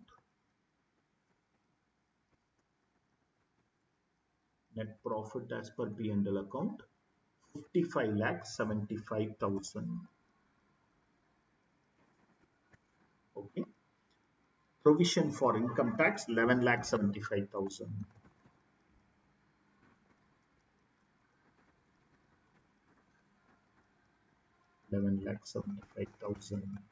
Okay. Interest on income tax 19,000. Everything is part of income tax. Okay. Everything is part of income tax. Okay. Last year I prepared the question, so I have DPT. Don't worry. This time it will not be there. Everything is part of income tax. Deferred tax. Deferred tax. Okay. 1,21,000. Okay, STT need not be added because the law never said that the GST or STT should be added. Okay, okay, so it need not be added. Transfer to general reserve. Transfer to general reserve. Okay, 5,32,000. 5,32,000. Transfer to general reserve 5,32,000. Provision for diminution in the value of investment. Provision for diminution in the value of investment. Okay, 7,17,000. 7,17,000. Expenditure to earn agriculture. Agriculture income is going to be reduced. Any expenditure to earn that will be increased. Okay. Exempt income under section 10 should be reduced. Any expenses towards such exempt income should be added. Okay. Expenditure on agri income. Expenditure on agri income 12,000. Expenditure on agri income 12,000.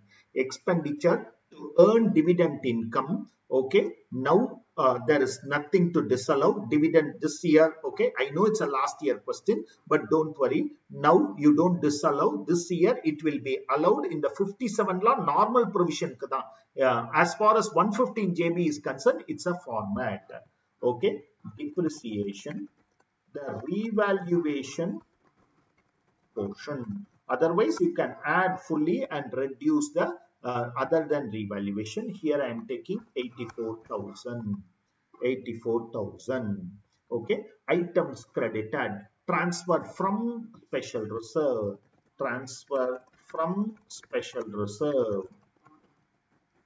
Transfer from special reserve 5,24,000. Transfer from revaluation reserve. Transfer from revaluation reserve 3,18,000. Agricultural income exempt under 10(1). Agricultural income exempt under 10(1), 9,27,000. 9,20,000.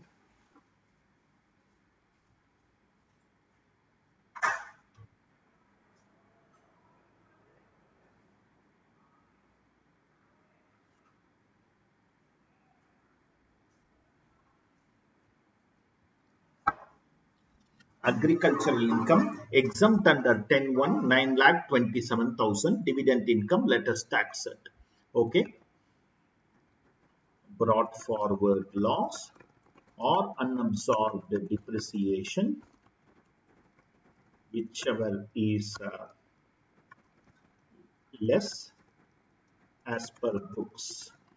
Whichever is less as per books, take the total.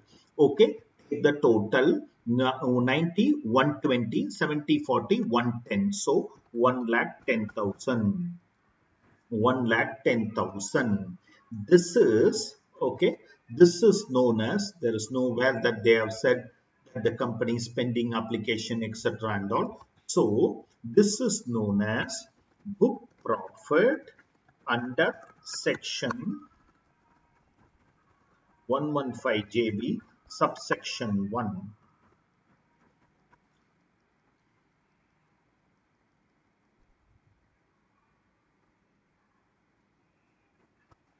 Okay, 63,88,000. Now I go for Ind AS adjustment. Add. Okay. Okay. Amount. Add. Okay. Amount credited to other comprehensive income, but not to be reclassified to P&L. Okay, to P&L. In that, okay, revaluation surplus I will not take. Okay, share of OCI of associates, share income of associates, share income of associates. It's in lakhs, friends. It's in lakhs. Okay. Share income of associates 3 crore 20 lakhs. Okay, 3 crore 20 lakhs. Remeasurement of employee benefits. Remeasurement of employee benefits 4,45,000. Okay, income tax relating to items.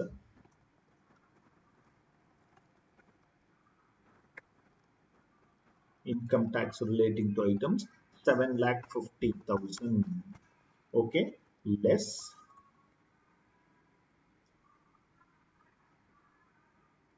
Okay, it is less amount debited. Okay, it is less amount debited. It is less amount debited. Deferred gain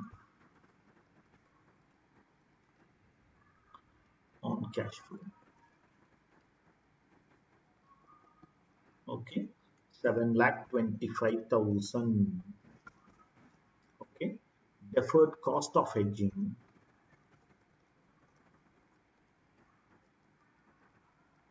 Deferred cost of hedging 4,10,000. Add 1/5 of transition reserve other than capital reserve. Okay, so you have a transition reserve of 2.5. Out of that 2.5, 12.5, out of that 2.5 is capital reserve. So 12 lakh 50, it's a credit amount, minus 2 lakh 50,000 divided by 5. Okay, right? So book profit after making Ind AS adjustments.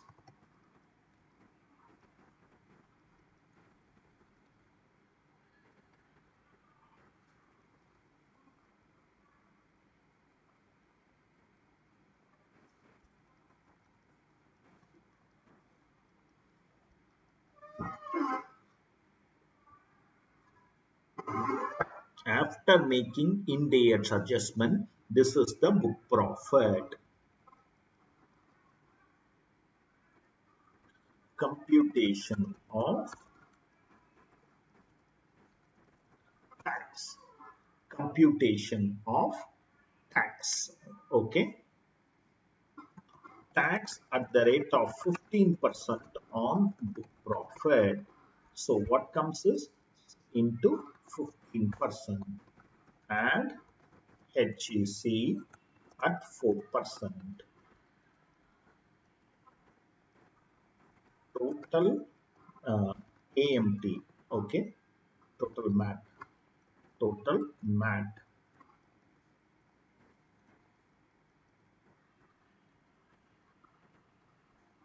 Okay, now coming to normal tax. Compute the if I need to be assuming that the total income as per normal provision is 25 lakhs. Okay, computation of normal tax.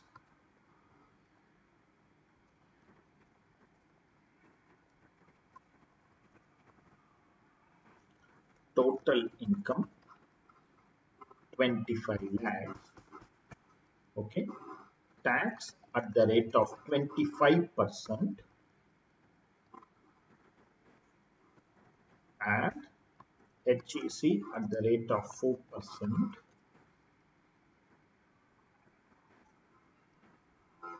Total tax, total normal taxes 6,50,000. Company is liable to pay either MAT or normal tax, whichever is higher. Whichever is higher.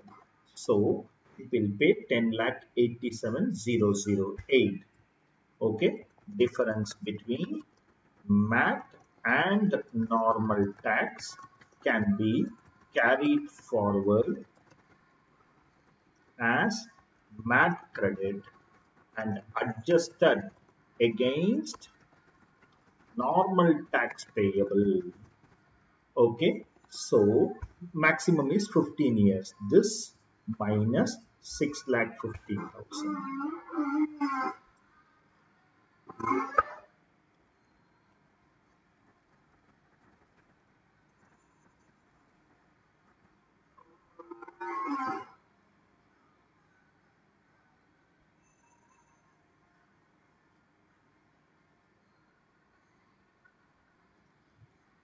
We are taking a quick break.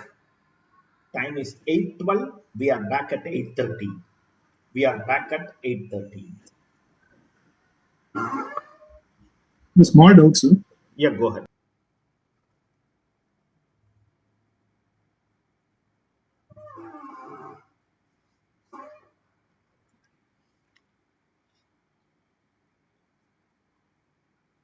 Friends, hope my screen is visible, voice audible, friends. Yes, sir. Yeah. Now, my next area of focus is the amendment which came in last year, Finance Act 2019, that is the alternative tax regime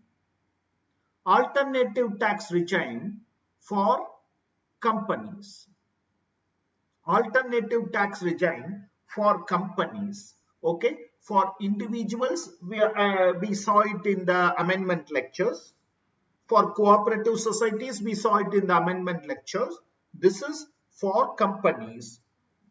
Okay, there are two sections which gets importance. I want you to understand the two sections. Then we will do a couple of questions on this so that we are clear about it. One thing is, if you are following this, MAT is not applicable. If you are going by the alternative tax regime, MAT is not applicable. Well, what are all the two sections? Section 115 BAA and Section 115 BAB. Repeating, Section 115 BAA and Section 115 BAB. Okay. Section 115 BAA is applicable for any domestic company, but Section 115 BAB is applicable for new manufacturing company, and the term manufacturer includes electricity companies. Also, new will come later. Okay, that is after 1/10/2019. The company should have commenced its operation, okay, after 1/10/2019. That's why I have said that it is applicable for new manufacturing companies. Okay, so whereas existing manufacturing company or 10 years munadiye it got incorporated, they will not opt for 115 BAB. That option is not available for them. It is only 115 BAA. Basically, the first thing what the law says is, what is the rate of tax? What is the rate of tax? I want you to understand the rate of tax, especially for 115 BAB companies. Especially for 115 BAB companies, there are three rates. For 115 BAA companies, only single rate. For 115 BAA, the rate is 25.168%. 25.168. 22% base rate, 10% surcharge irrespective of the income of the company, and 4% HEC. Repeating, 22% base rate, 10% surcharge and 4% HEC. Surcharge is irrespective of the income of the company. So 25.168. Whereas for a new manufacturing company, only for income from manufacturing activity. Only for income from manufacturing activity, the rate is 15% plus 10% surcharge irrespective of the income of the company plus 4% HEC, 17.16%. Shall I repeat? What is the special rate of taxation for a new manufacturing company for their profit from manufacturing business? For their business income, main core business income, 15% plus 10% plus 4%. Whereas for the other company, okay, 115 BAA company, 25.168, 22 plus 10 plus 4%. This is what for cooperative societies also.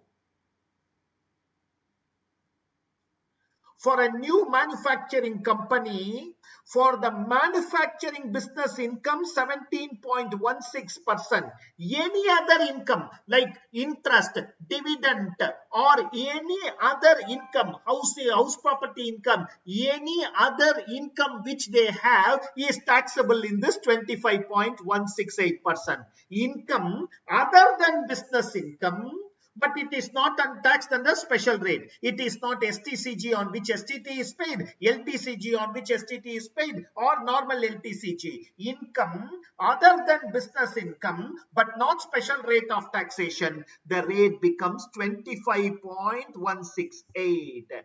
The rate becomes 25.168. Okay, only for manufacturing business income, I give you a bigger concession of 17%.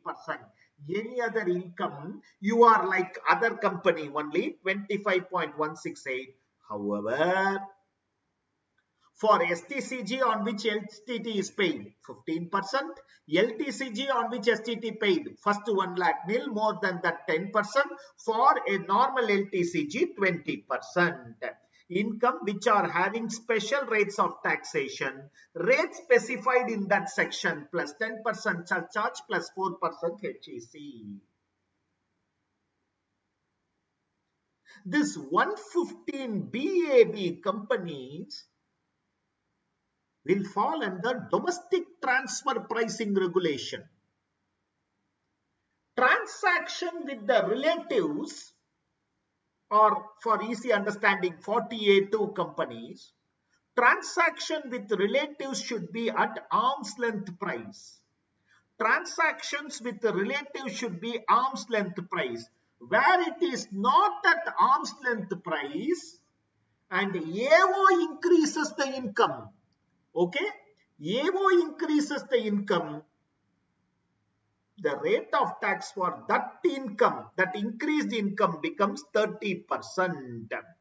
Adjustment of profit due to the provision of domestic transfer pricing inter-unit adjustment, the excess profit adjusted by the AO shall be taxable at 30 plus 10 plus 4, that is 34.32%. So 115 BAB la 4 rate, 4 different things.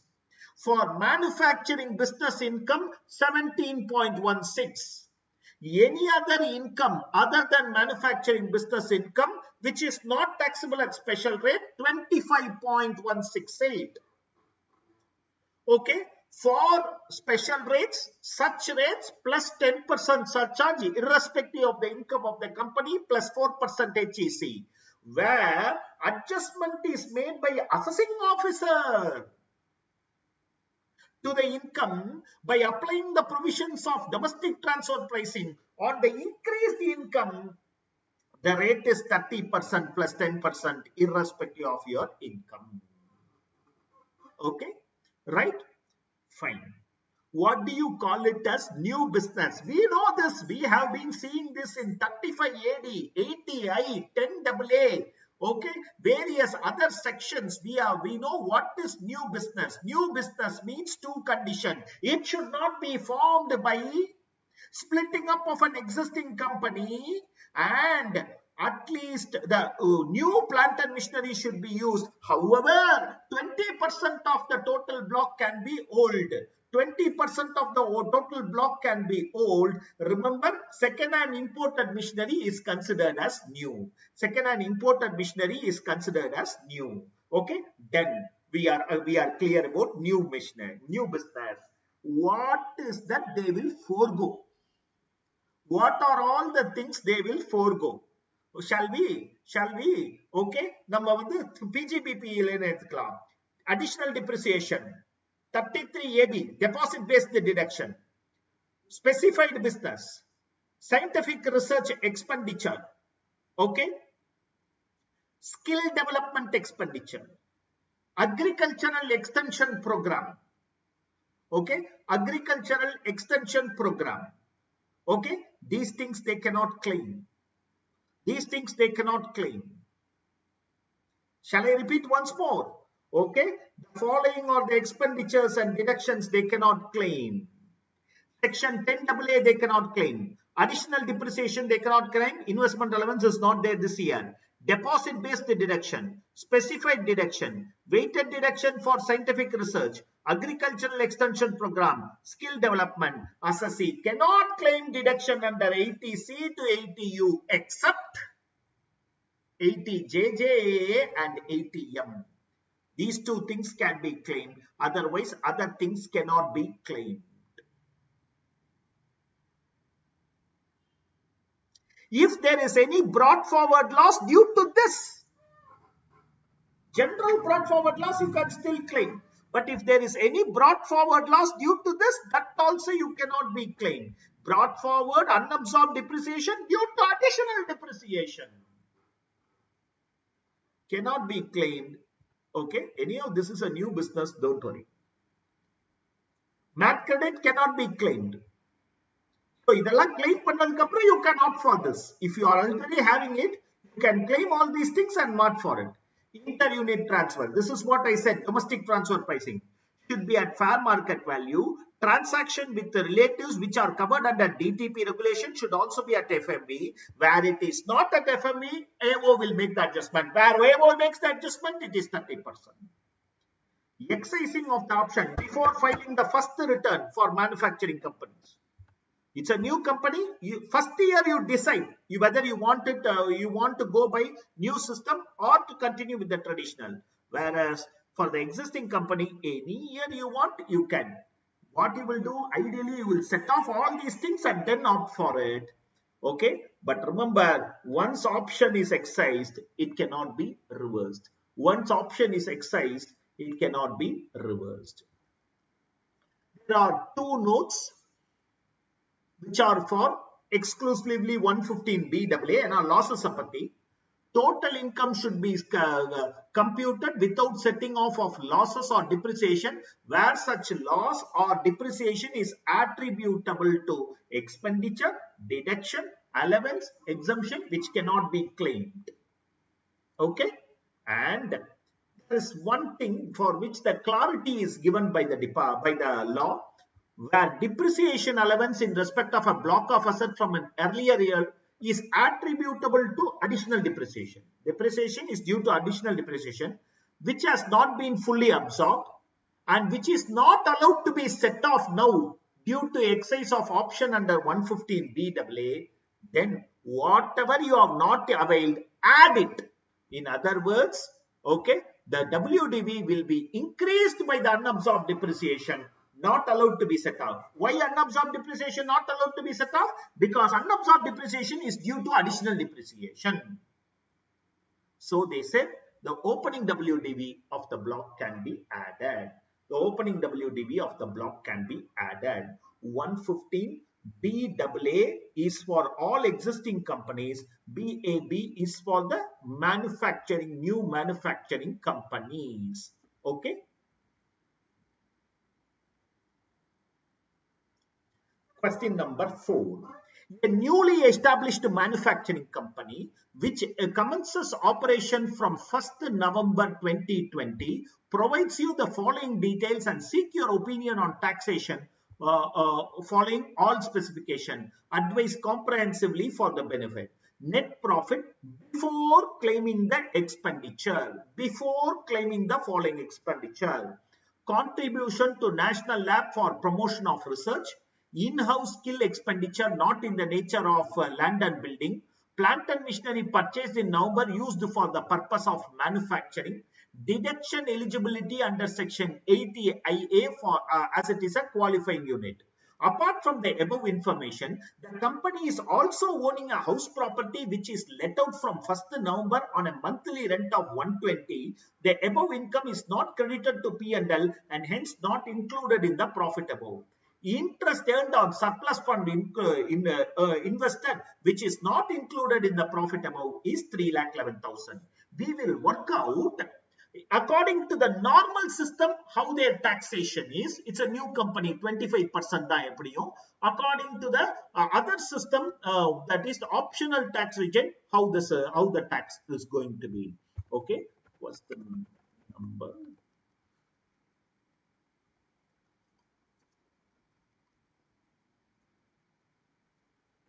Computation of income under normal tax regime and optional tax regime. Computation of income under normal tax regime and optional tax regime.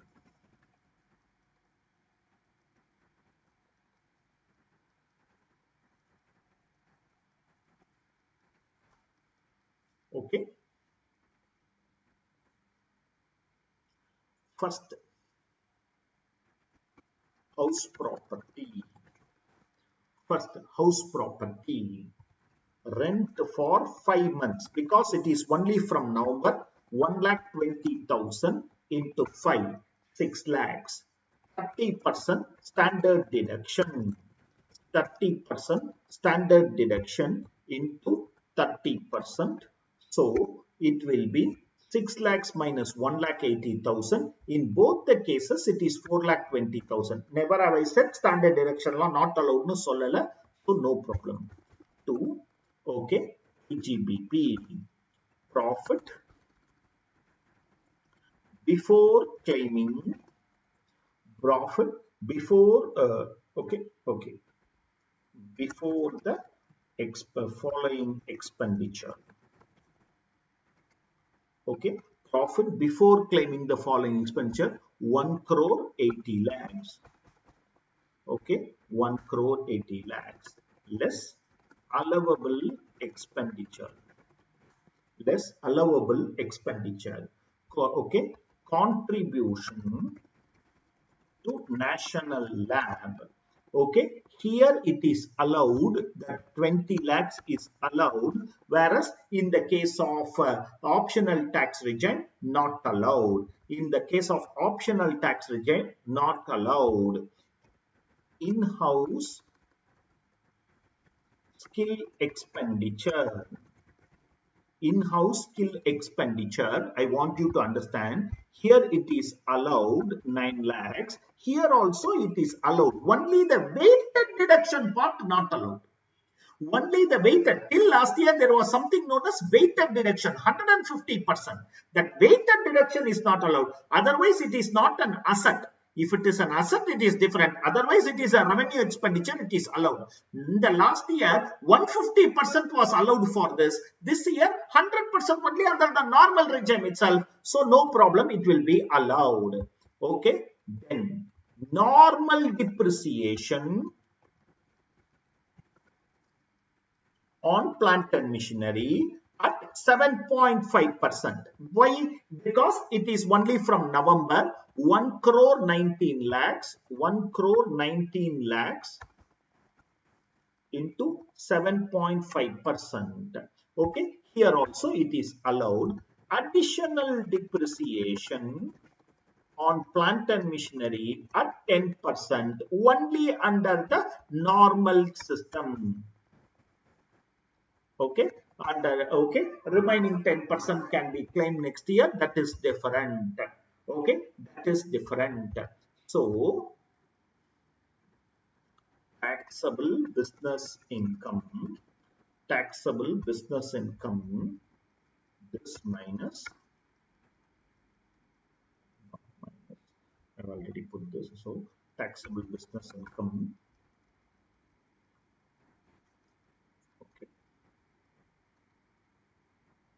Okay, taxable business income. Okay, Roman 3, other sources. Roman 3, other sources. Okay, interest income 3,11,000. 3,11,000. Interest income 3,11,000. 3,11,000. Gross total income.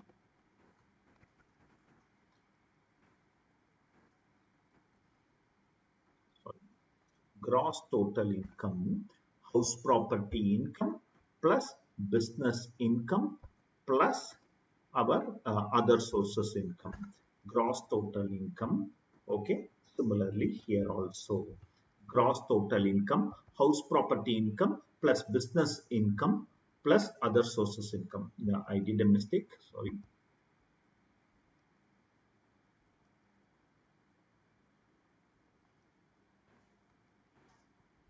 Okay, house property income 420, business income and other sources income. Other sources income.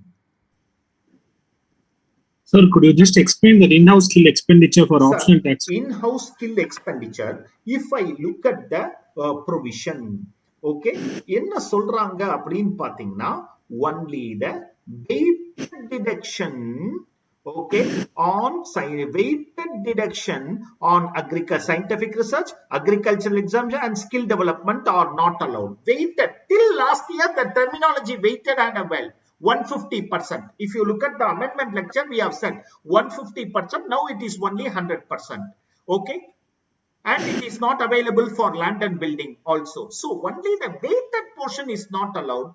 The normal revenue expenditure can be claimed. Here, the question itself says it's a normal revenue expenditure. You can see that the question saying Okay, not in the nature of land and building, 9 lakhs. So it is a normal revenue expenditure. It is not a weighted deduction or a specialized expenditure. Anna, contribution to national lab, it is nothing to do with the business, or rather it has no relevance to the business. So those things are taken out. Whereas the skill expenditure, okay, alone, skill expenditure alone, this year you can claim it because the weighted part is no more there in the current provisions. Even national lab is not weighted, no, sir. Same section 35 only, no, sir. National lab has nothing. National lab is for promotion of research, and it need not be related to the business of the assessee. Okay, any contribution அங்க வந்து weighted கிடையாது. Weighted expenditure, scientific research, in-house expenditure. Whereas any contribution to scientific research will not be allowed. Given, sir. Sir? It is given, sir, in the table. I have missed it, but please take it. Any contribution to scientific research will not be allowed. Okay, any contribution, I will show you the material also. Any contribution to scientific research will not be allowed. So if it's in-house, we'll allow it. Is it, sir? In-house, now it is no more weighted deduction. So mostly if it is revenue expenditure, it will be allowed. But whereas capital expenditure, they don't allow it under 115 BAB. But these are subject to what I would say is interpretation in the future, because there is no clarity on that. The word used is weighted deduction. Deduction under section 80IA. Deduction under section 80IA, 14,72,000.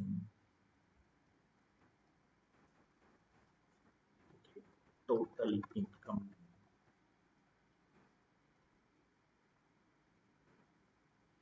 Total income. Whereas here you cannot claim this. Okay, here you cannot claim this. Except 80JJ and ATM, you cannot claim anything. For taxation, I will work separately for 115 BAB and separately for normal tax regime, so that there is clarity. Okay, computation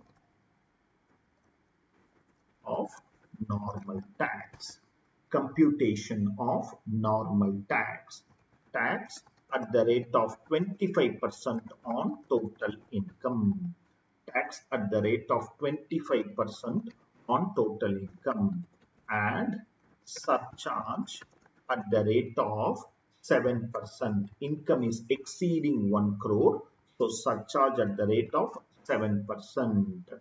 Okay, and HEC at the rate of 4%. Okay, and HEC at the rate of 4%. Okay.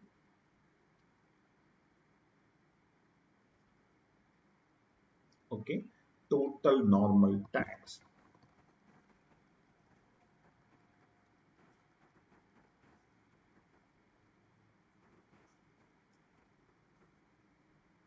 Total normal tax 34,15,322.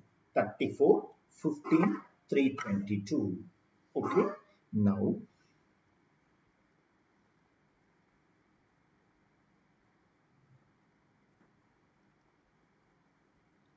computation of tax under 115 BAB. Okay, right? Income from business taxable at 15%. That is manufacturing business. Okay, income from manufacturing business, which is 1,62,07,500, which is taxable at 15%. Okay, which is taxable at 15%. IHP and IFOS taxable at 22%. IHP and IFOS base rate 22%, 4,20,000 plus 3,11,000, both are taxable at 22%. These two are taxable at 22%. Okay. And okay, surcharge at the rate of 10%. Irrespective of the income of the company, surcharge will be charged at the rate of 10%. Okay. And okay, HEC at the rate of 4% and HEC at the rate of 4%. Total tax under optional tax regime.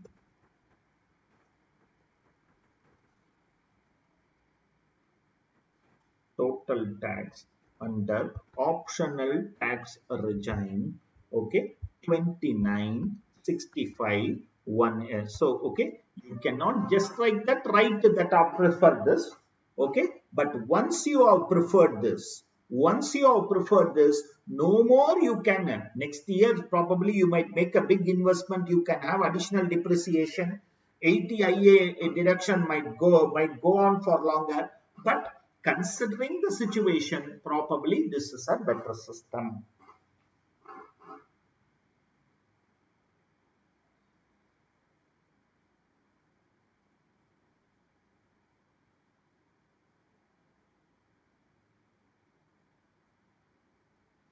So don't write just a comment saying that go for optional system.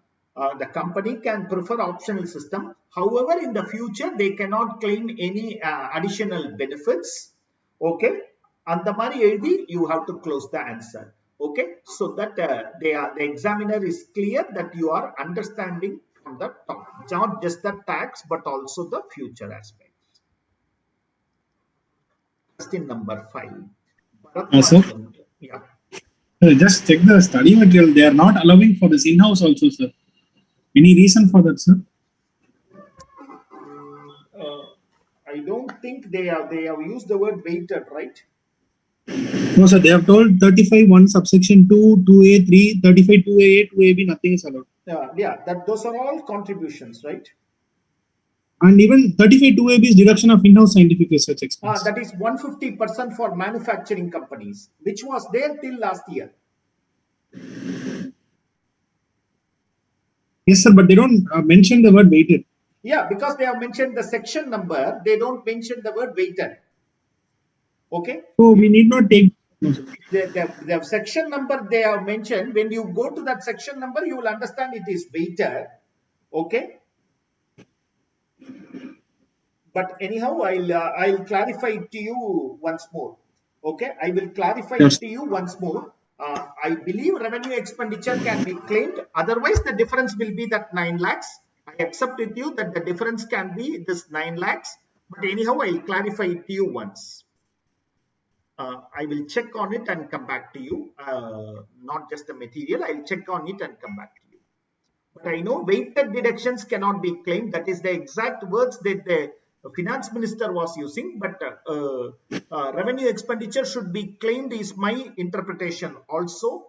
But if revenue expenditure cannot also be, because normally skill development, even if you don't allow a special provision, normal provision, it should be allowed. There is no restriction in section 37. But I will definitely come back to you on that. But I know contributions are not allowed.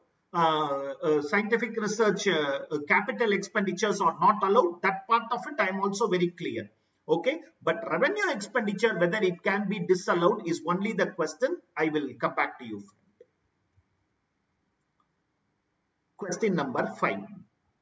Bharatwaj Limited, a manufacturing company incorporated in June 2010, provided you the following particulars for the financial year. Compute the income and tax payable, also work out the optional tax regime income. So it is falling under 115BAA. It is falling under 115BAA. Net profit after debiting or crediting the following. Depreciation as per book. Profit on sale of machinery. Okay, book value 3,10,000. The profit is 45,000. So it should have been sold for 3,55,000. Interest income from deposit, dividend income from domestic company. Okay, interest income, dividend income. Here everything is taxable under the normal, but here ATM can be applicable. STCG on sale of listed shares, that is definitely taxable under 115 11A 111A at 15%. Spouse of a director is employed in the organization for a salary of 72,000. On analysis, you find that the salary of similar employees is only 60,000. Payment of expenses by crossed check, donation to a recognized political party, you will not allow it under optional tax regime. Employer and employee contribution of 1,85,000 towards PF for the month of March was only paid in September. Employee's contribution is included in salary and employer's contribution is in staff welfare. Interest payable on 31st March to State Bank for purchase of machine 190, 50% paid in September, balance only in December. Contribution to a company whose main object is research. Other details. Opening balance of plant and machinery, additions in July used in for manufacturing, additions in July and in December. Other assets as per the rates, depreciation is 280.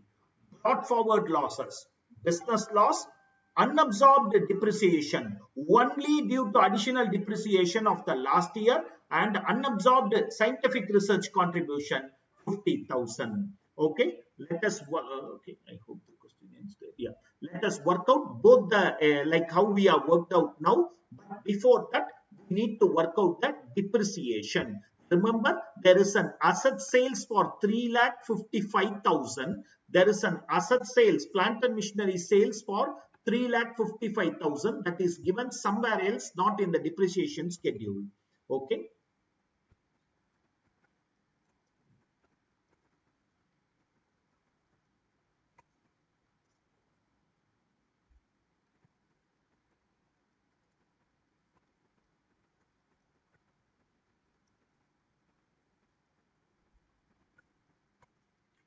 Computation of eligible depreciation. I want you to understand this.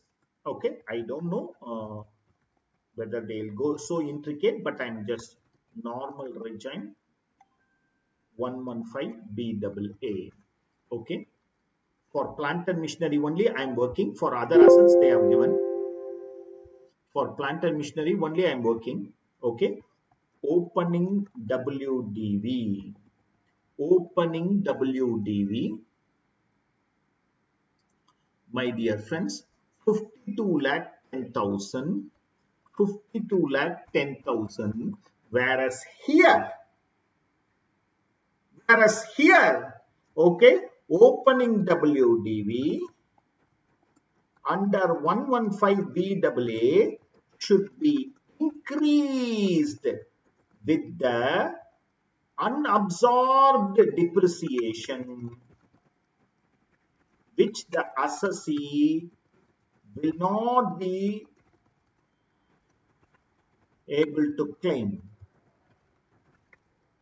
Okay, the provision says, okay, 1 minute, I will take you there and come back here. The provision says, okay, where depreciation allowance in respect of a block of asset from earlier attributable to additional depreciation which has not been given effect to fully unabsorbed and which is not allowed during the year due to you opting for 115BAA, corresponding adjustment should be made in the opening balance. In other words, the opening WDV should be increased for the unabsorbed depreciation, not allowed to be set off. Not allowed to be set off. In this case, in the given question, okay, in the given question, my dear friends, this 62,000 is due to additional. Now, if you are opting for 115BAA, என்னால இதை claim பண்ண முடியாது.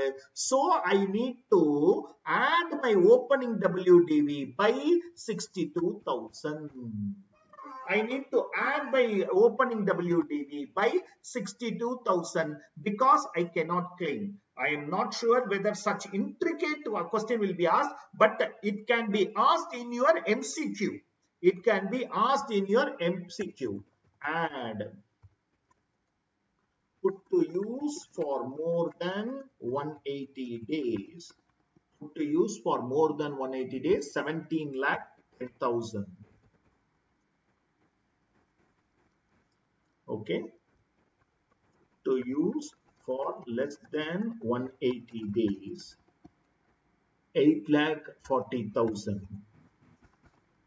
8,40,000 less sale consideration. Less sale consideration. How much? 3,55,000.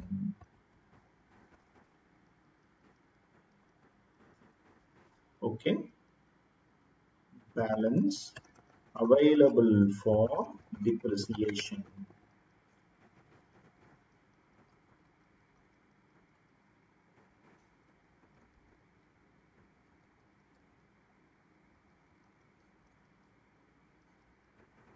Less normal depreciation.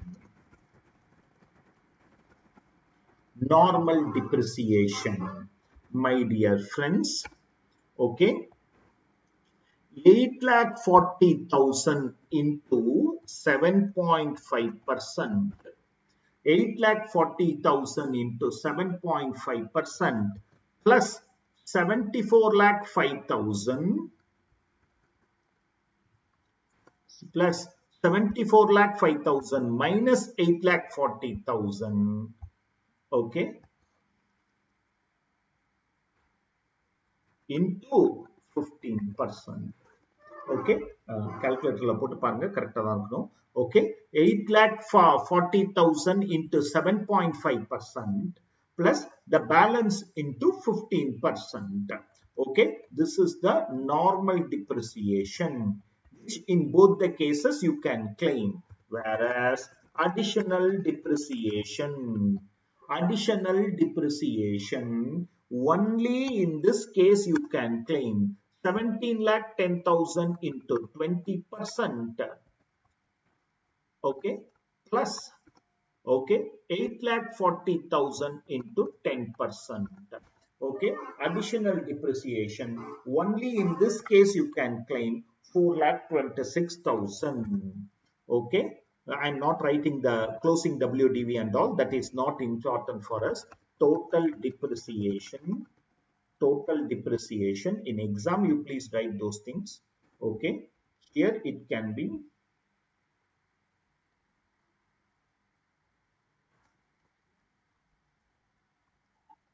okay, total depreciation. Okay, this is what you can claim. This is the total depreciation you can claim. The 1473,750 under the normal regime, 1057,050 under the optional tax regime. Okay, right? Computation of total income. Same columns, normal, alternative. Net profit 29,45,000. Okay, 29,45,000. Depreciation as per books in both the cases add back. இது வந்து இது இல்ல mat இல்ல, all provisions are the same except whatever has been mentioned. 8,05,000. Okay, profit on sale of asset. Profit on sale of asset 45,000.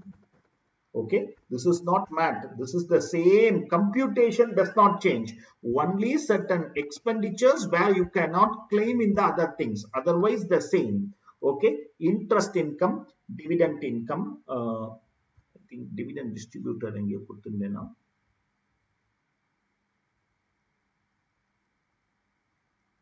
Okay, so no problem. Suppose if they have distributed dividend, 80M can be claimed. Here I am not reducing because tax rate is same Tax rate is same. I am not doing the total income part. In the examination, interest income taxable under IFOS, dividend income taxable under IFOS. In IFOS, have these two things added.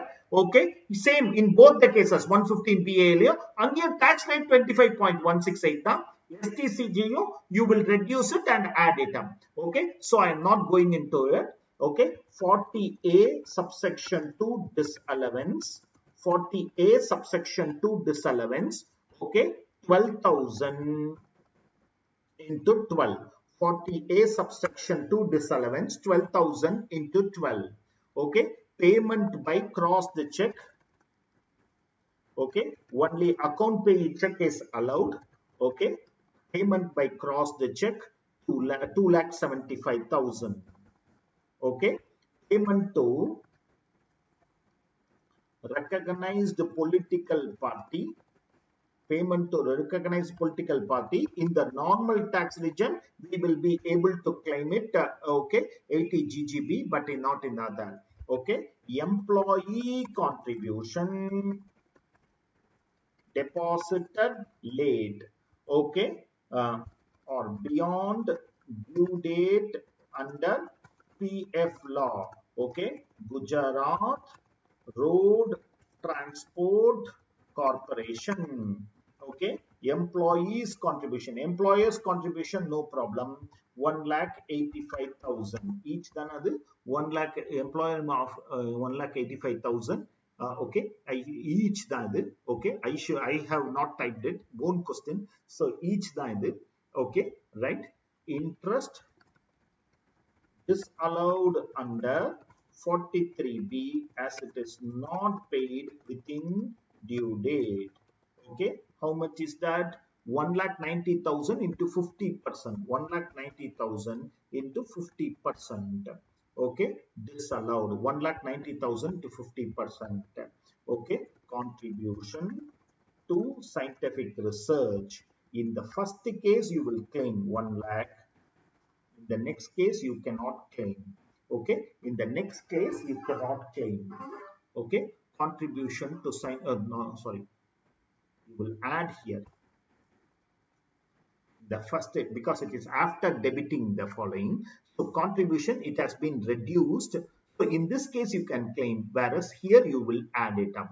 Relieving, okay, this is after debiting or crediting the following. So they are debited, it is allowed under the normal tax regime, but not allowed under 115 BAA. Okay, gross total income.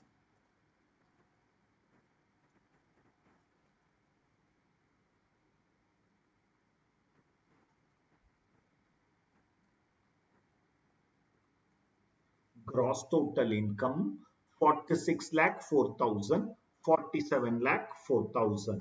Okay, right? Okay, actually, business income. Okay, brought forward business loss. Brought forward business loss. Okay, business loss 2,10,000. In both the cases, you can claim that. Only losses which are identifiable, those items, okay, which are not allowed, expenses, etc., which are not allowed, you cannot. Okay, brought forward loss, you can. Okay, unabsorbed depreciation due to additional depreciation, here only you can claim. Anyhow, there you have adjusted that with the opening balance.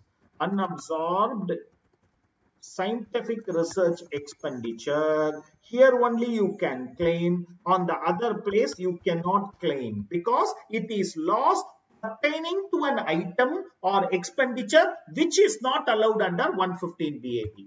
இதுதான் gross total income.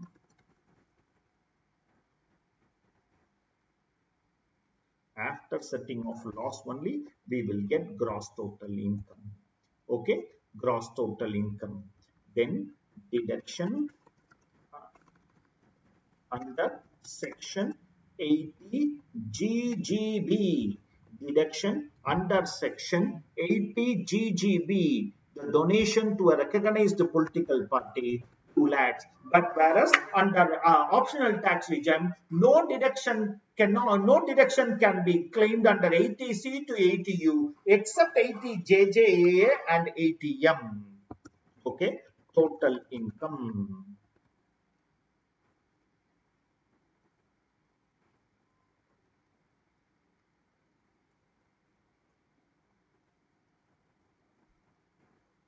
Okay, this question anyhow ATM is not there, so no problem. Okay, no problem.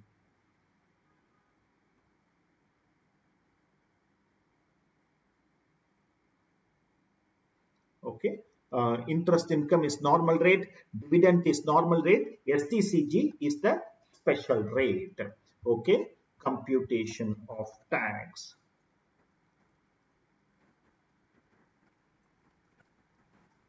Okay.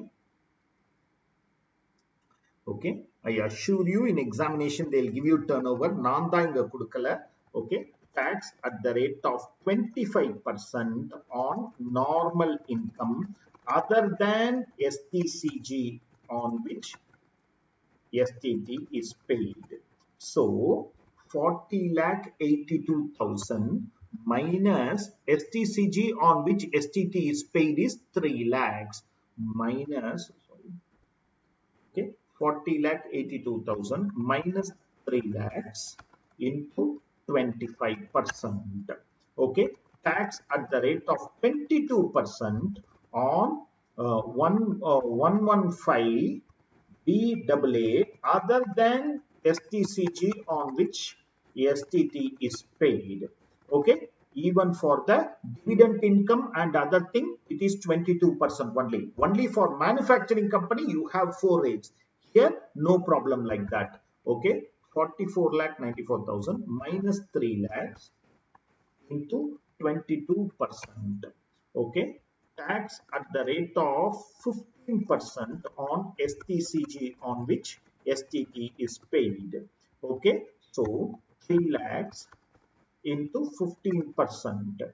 3 lakh into 15%.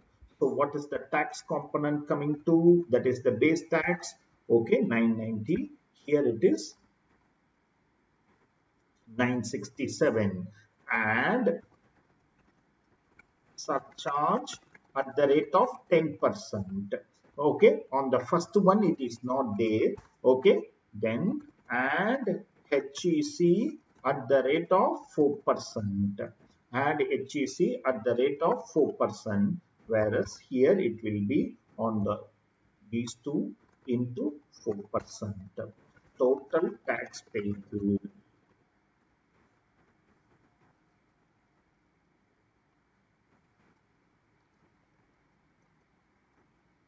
Okay, you cannot just like that, right? No, you have. Okay, because this is year to this is beneficial. Next year also you can opt for. So this year, for the current year, normal tax regime should be preferred.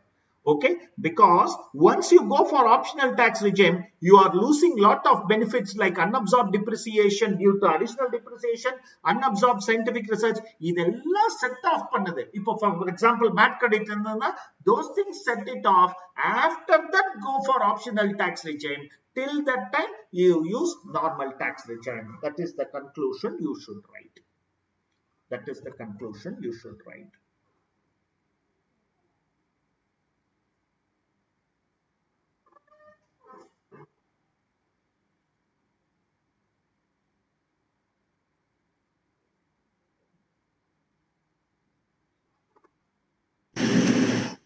Sir, on the tax computation alone, can you just say again, sir, 25 and 22, on what amounts you did? Yes, sir. 40 lakh 82,000 consists of dividend income normal rate, interest income normal rate, STCG on which STT is paid is 15%. So I am reducing 3 lakhs and computing at 25%. Here also I am reducing 3 lakhs and computing 22%. Okay, the STCG on which STT is paid is 15% on 3 lakhs. Here, a surcharge is applicable irrespective of the level of income and HEC. I missed that already created. Sorry, sir. No. I haven't split up and show capital gains IFOS because to save time, I haven't split up and shown. But you can in the examination know how to answer this clearly headwise. This will be business income. Capital gain will be STCG and IFOS will be dividend and interest income. Suppose ATM is there, in both the cases, you will provide ATM. Okay, don't confuse with 115 JB and 115 BAA. You know, 115 JB is a format, 115 BAA is not a format. It is an explanation of what is allowed, what is not allowed, and what is the rate. Otherwise, the computation mechanism is going to be the same. The computation mechanism is going to be the same. Okay. Actually, how we should do is like how we do AMT in the total income then we should do additions and deletions for 115 BAA. Okay, the format, I mean, now the examiners are not saying that, but in the future, it should be first to find out the total income as per normal provision. Then compute 115 BAA by excluding and including whatever is not there. Then only the clarity of provision will be there. Otherwise, people will think that, oh, 115 BAA is also like 115 JB a format. No, it is not a format. It is altogether different. Okay. Okay. So this is with regard to the, okay. I wish that this time they ask the such question. Oh, that is 115 BAA or BAB. Either in May or November, they are going to ask it. Okay. Right. I'm in question number 6 now. These are to put a full stop to PGBP.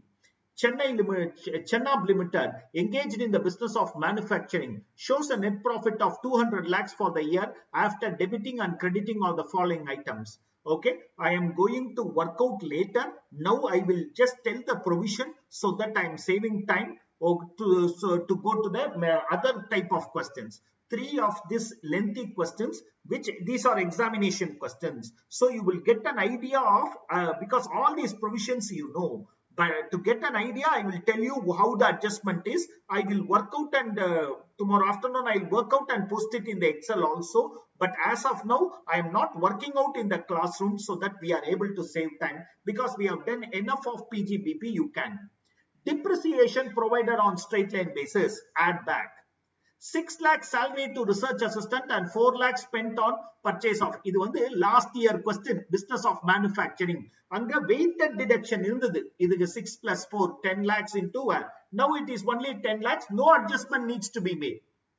Now you can write just, okay, 100% of the deduction is allowed, which is already debited. Last year we added 10 lakhs, reduced 15 lakhs. Now you need not do it, only 10 lakhs. Legal expenses in connection with bonus issue allowed, in connection with rights issue not allowed. Repeating, bonus issue allowed, rights issue not allowed. Okay. Opening and closing stock of the company are undervalued by 10%. So this 30 lakhs is 90%. Okay. And this 40 lakhs is also 90%. Okay. If opening stock increases, profit reduces. If closing stock increases, profit increases. So the net effect should be taken. 30 by 90 into 10. 40 by 90 into 10. The net effect, okay, that might increase the profit or reduce the profit. That is how. Secret commission, not allowed. Payment of 15 lakh to an employee in connection with voluntary retirement. Add back 15 lakh, allow 1/5.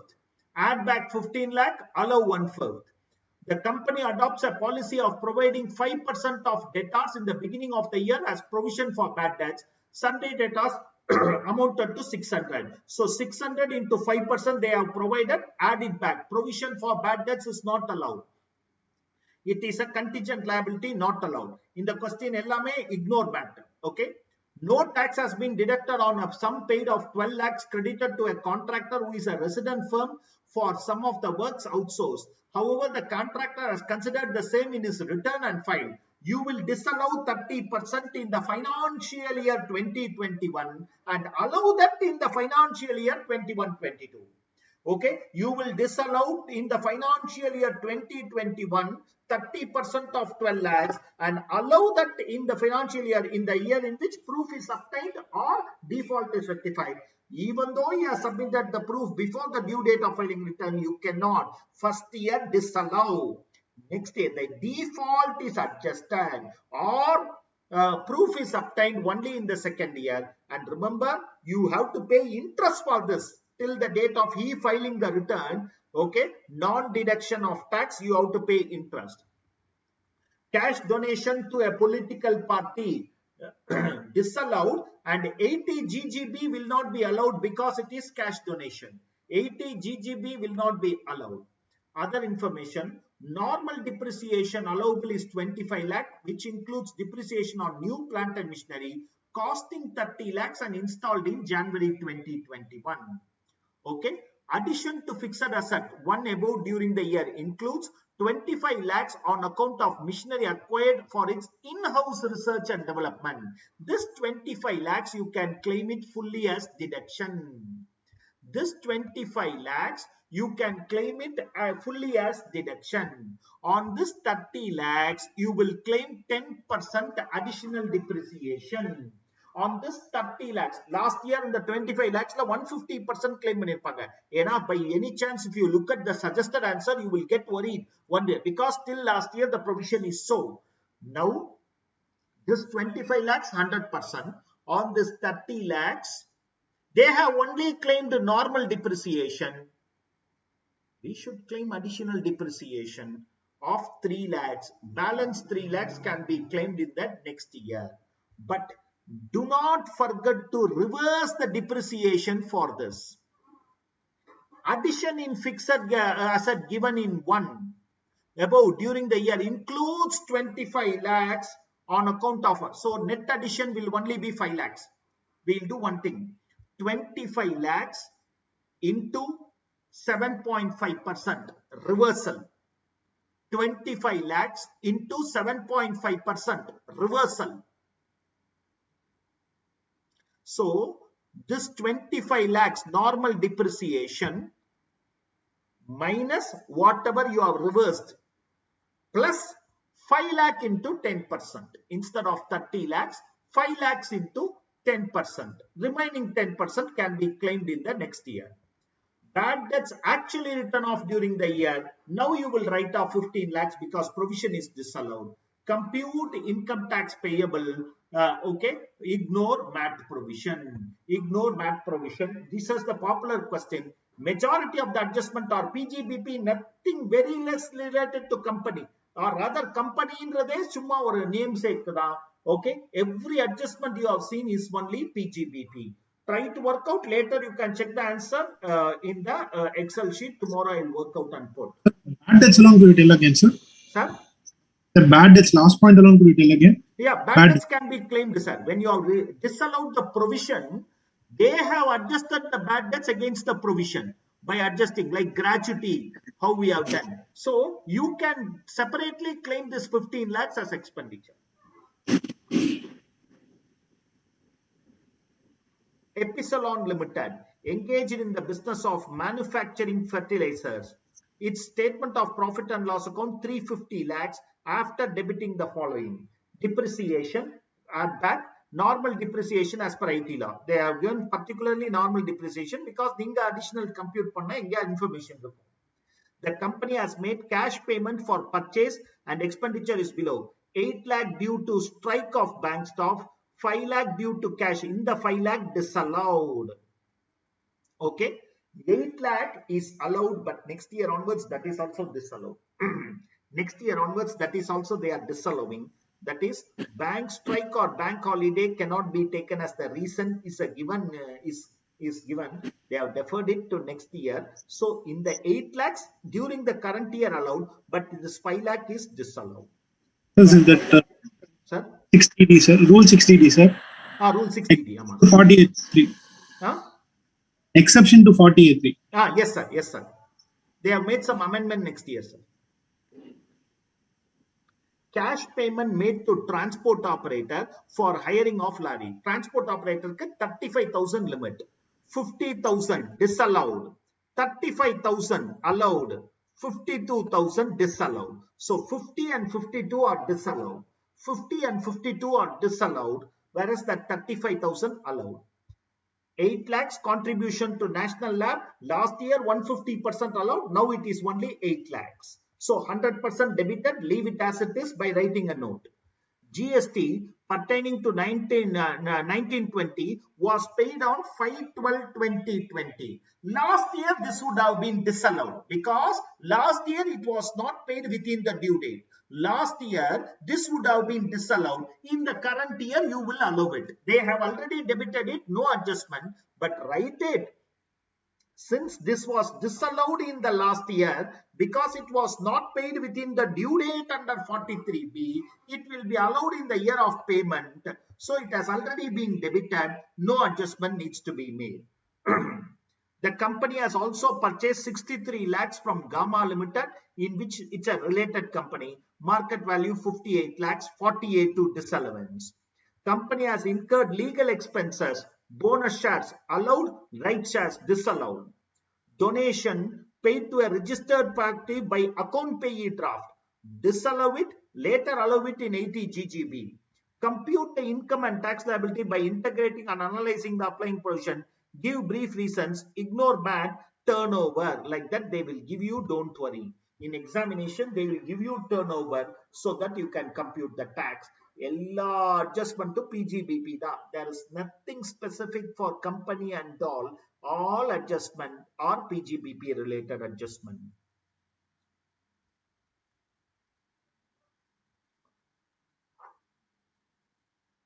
Pritham Motors Limited is engaged in manufacturing and selling cars having an annual turnover of 5,000 lakhs. Okay, the net profit is 150 lakhs after debiting or crediting. One-time license fees. In the Honda Seal case, it is an intangible asset. One time. Datum kuduthiruvanga. So these are all indications. One-time license fees. Add back, reduce 25% depreciation. Dividend of 12 lakhs received from a specified foreign company holding more than 26%. 115 BBD. Rate is 15%. Expenses cannot be claimed. So expenses add pannunga, dividend reduce panni, IFOS la tax. When you compute the tax, it is taxable at 15%. Feasibility study, the project was abandoned. Priya Village Roadshow allowed. Payment to railways for use of rail assets, the payment was made in December 2021, disallowed. 43B disallowance. Scientific research, now 1 lakh only allowed. Okay, anyhow they have allowed it 100%. Depreciation charge disallowed. Opening and closing stock are overvalued. So when opening stock decreases, profit increases. When closing stock decreases, profit decreases. Net effect. Payment of 18 and 12 by cash disallowed. Legal fees incurred for defending the title of the factory allowed. It's a normal legal expenditure. Only at the time of purchase it is not allowed. Profit of 3 lakhs from hedging contract entered into for meeting out the loss of foreign currency payment towards imported plant and machinery purchased from Germany for 19 lakhs, which was installed on 2012-2020, where an income is directly associated with an asset. Where an income is directly associated with the asset, it should be adjusted with the cost of the asset. It should be adjusted with the cost of the asset. So reduce the machinery by 3 lakhs. Okay, reduce the income also by 3 lakhs, reduce the machinery value. The company during the year employed 100 new workers, which was 15% of the existing force. Additional wages paid 15%. Workmen were employed 30% to 80 JJAA. 15 lakhs into 30%. Profit on sale of land taxable under capital gains. Provision for warranty is made for all vehicles sold on scientific and reliable basis. Amount kudukala, exam liyum kudukala, allowed because ICDS says it is allowed. Normal depreciation 22 lakhs. This undergoes a change because they have taken the asset value as 90 lakhs, but you have reduced it by 3 lakhs. So on the 3 lakhs reverse pannanum. That 3 lakhs has to be reversed. Additional depreciation on imported has not been considered. You need to consider 87 lakhs into 10%. 87 lakh into 10%, balance 10% next year. The land sold during the year for 70 lakh, stamp duty value 60 lakhs was purchased on 14/15. So you know how to do the capital gains, compute the total income and tax payable. Ignore that.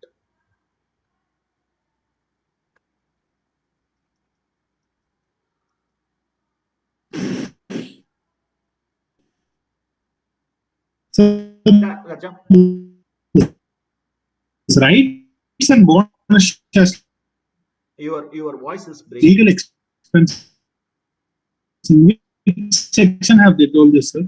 Rights issue, Sir, bonus sir? issue. It is an Yes. it is an old judgment. Okay, no, not relevant now. They are not even quoting it now. Don't worry. Bonus issue does not change the capital structure of the company. Reserves become share capital. Bonus issue, general reserve becomes share capital. It does not change the overall structure of capital. So it is allowed. Whereas rights issue, whenever you are going for rights issue, that means you are going for expansion. Whenever you are going for rights issue or new issue of shares, that means you are going for expansion. So it is disallowed. That is the logic in one of the very old case laws of probably late 90s. Now they are not quoting that case law, but they are disallowing like that. Sir, இதுக்கு எந்த ரீசனுமே எழுத வேண்டாமா sir exam? Okay, எழுத வேண்டாம். அப்படிதான் நீ இந்த இதெல்லாம் எடுத்து பார்த்தீங்கன்னா அப்படியே தான் டிஸ்அலோவ் பண்றாங்க. Okay, just give me 5 minutes. I'll be back. That's my... Right, friends. Question number 8. Vamana Private Limited has share capital in the form of equity shares. The shares were held up to 31st March 2019 by 4 members C, D, E, F equally. The company had losses and profit for the past 3 assessment years as 16-17, 17-18, 18-19. The above figures have been accepted by the department. During the year ended 31/3/2020, C sold his shares to A. During the previous year ended 31/3/21, D sold the shares to B. The profit for the 2 previous years are 28 lakhs before charging depreciation and 19 lakhs before charging depreciation. Compute the total income.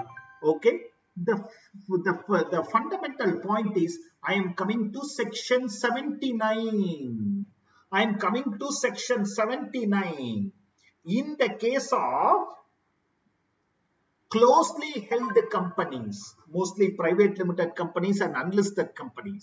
In the case of closely held companies, loss can be carried forward and set off if at least 51% of the shareholders in the year of incurring loss and in the year of set off are the same. In the year of incurring loss, so in the 3 years where loss has been happening, C, D, E, F are the shareholders. Now they want to set off in 31/3/2020. Yes, D, E, F, A, still 75% can be is the same. But on 31/3/2021, they cannot set off the business loss because 51% is not. Both the C and the D have sold their shares, which means 50% of the shares are sold.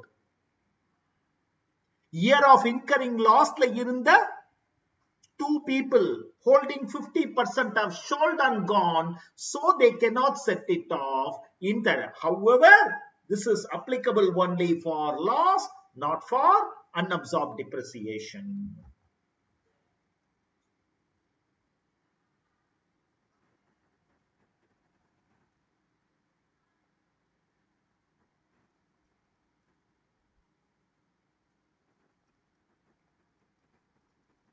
Computation of business income, computation of income for FY. First, I will do 1920. Profit before claiming depreciation. The order is current year depreciation, brought forward loss, brought forward unabsorbed depreciation. Okay, is 8 lakhs less current year depreciation 1 lakh. Okay, so you will have 7 lakhs. Okay, loss can be set off as 75% of the share capital is held by same people who were shareholders in the year of incurring of loss. So what happens? The first, the loss of 1718, you can set off the loss of 1718 6 lakhs, and the loss of 1819 to the extent of 1 lakh you can set off. Okay, total income will be 0. Total income will be 0 in 1920, and the loss to be carried forward now is 5 lakhs. The business loss to be carried forward is 5 lakhs. Now, what happens?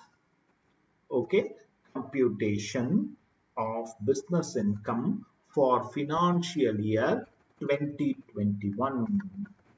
For financial year 2021. Okay, profit before coming 19 lakhs. Current year depreciation 1,50,000. So what happens? 19 lakhs minus 1,50,000, 1750. The balance loss of 1819, how much was there? 5 lakhs.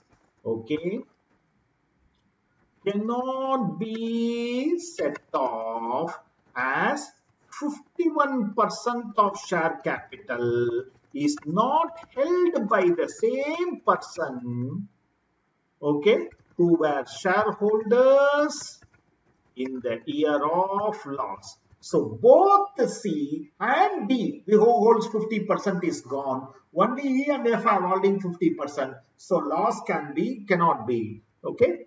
However, unabsorbed depreciation can be claimed. So unabsorbed depreciation, how much? 5 plus 8, 13 plus 12, 25,000. You can, sorry, 5 plus 2, 7 plus 6, 13,000. Okay, 13 lakhs. Okay, so the total income, what should have been nil? Okay, what should have been nil? Now, because of change in the constitution, becomes 4,50,000. Becomes 4,50,000.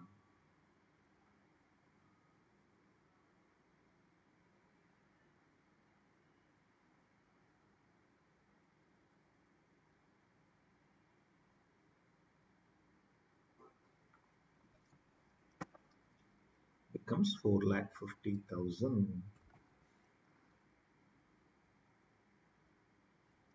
Okay. Dal Limited, a domestic company, purchases its own unlisted shares on 17th August 2020. The consideration for buyback is 18 lakh, which was paid on the same day. Dal Limited had received 11 lakhs on issue of these shares 1 year back. Compute the additional income tax payable by Dal Limited. Further, determine the interest, if any, payable if such tax is paid to the government only on 7th November, would there be tax implication in the hands of shareholders? Okay, so I am talking about buyback of shares. Okay, buyback of shares is taxable in the hands of the company and not the shareholders. Okay, in other words, exempt in the hands of shareholders. Okay, N34A. Okay, exempt in the hands of shareholder, section 1034A. Okay.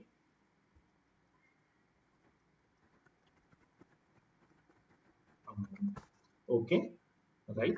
Buyback price, I think 18 lakhs, 18 lakhs, less issue price 11 lakhs. Okay, income, okay, income is 18 lakhs minus 11 lakhs, 7 lakhs. Income is okay, always buyback price minus issue price is the income. Tax at the rate of 20%. Tax at the rate of 20%. Add surcharge at 12%, irrespective, this surcharge is irrespective of the income of the company.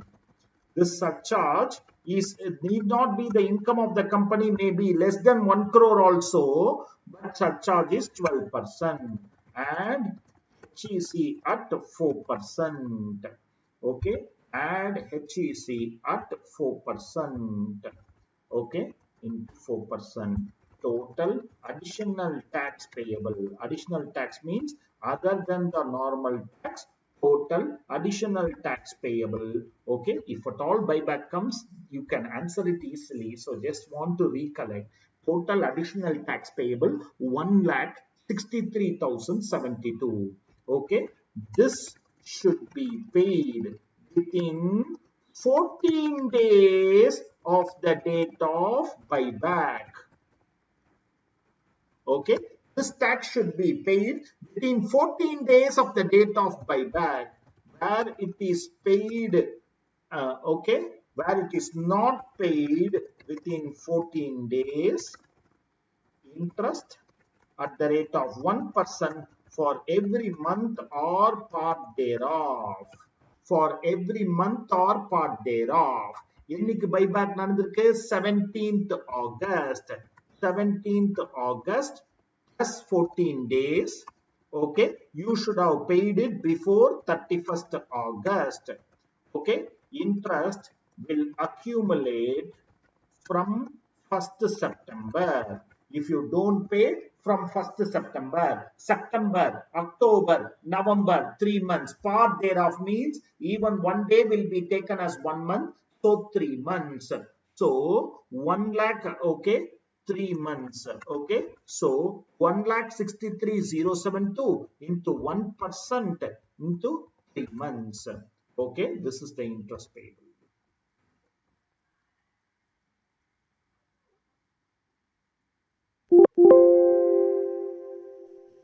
Sir, even for listed shares buyback, இதே provision தான். Yeah, இதே provision now. Listed shares are now also taxable in the hands of the company. No more. There was the 2019 amendment வந்தது. Even for listed shares, buyback is taxable in the hands of the company. Okay. Sir, in the questions, the ICA study material ஒரு பெரிய list of valuation of assets and liabilities கொடுத்திருக்கா sir. Should we know all? Okay, I will tell you what evaluation of assets and liabilities கொடுக்கல. What is meant by issue price அப்படின்றதுக்கு ICA materialல if the issue shares are issued at a premium, share capital plus premium. If shares are issued for consideration other than cash, whatever is the fair market value on the date of issue divided by number of shares issued. If the shares are issued for on the amalgamation, net asset value divided by number of shares. If the shares are issued in lieu of demerger, net assets transferred in proportion to the shares. Like that, they have given the list, which is very, very similar to what we work. It is not something big. Actually, I say material, not only here, in some other place also, I will tell you that there is a big list given. But when you boil down, it will all boil down to smaller pieces only. Don't worry.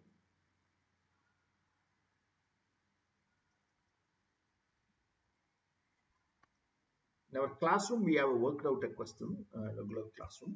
Okay, good. An Indian company approaches you on treatment of exemption under section 54 EC, will it be allowed under 115 JB, and also wants to know 234 BC applicability. Okay, question number 11. Section 54 EC, can it be claimed when you are following 115 JB? The answer, technically the answer is no. Okay, technically, because 115 JB is a format. 115 JB is a format. So you cannot claim that. But there was a recent case law which said that the benefit available should be given. But having said that, our institute itself has written in the material that the case law judgment is wrong. Okay, that case law judgment is wrong. Okay, முன்னாடி NJ ஜோஸ்னு ஒரு case இருந்தது, அதை இப்ப தூக்கிட்டாங்க நம்ம institute மெட்டீரியல்ல இருந்து. Okay, so there was a new case law which came into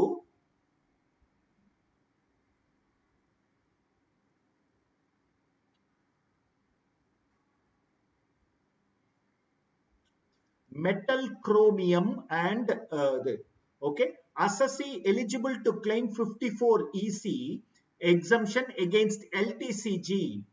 Can this exemption be held by Madras High Court that capital gain which forms part of the net profit in the statement of P&L of the Asst company in respect of which exemption is available while computing total income under the regular provision should not be taken into account for calculation of MAT on book profit under 115 JB. So they are saying that you should not take that capital gain, you should only provide it. But later நம்மளுடைய இன்ஸ்டிடியூட்லயே அதுக்கு ஒரு okay ஒரு circular கொடுத்திருந்தாங்க. It was emphasized that the new provision of 115 JB is a self-contained code. Subsection 1 lays down the manner in which income tax is to be computed. Subsection 2 provides for book profit. Subsection 5 specifies as otherwise provided. All other provisions of the Act shall apply to the assessee being a company. In other words, except for the substitution of tax payable under the provision and the manner of computation of book profit, all provision of tax, including the provision relating to charge, definition, recoveries, payment, assessment would apply in respect of provisions of this section. So, in our institute material, they are disputing that particular case law and say 54 EC cannot be claimed because it is a definition. The manner of computing is given in 115 JB. For years together, we are only following that. Madras High Court judgment, you can quote it saying that there is a High Court judgment, but the real answer is you cannot claim 54 EC. You cannot claim 54 EC, but you can quote that case law.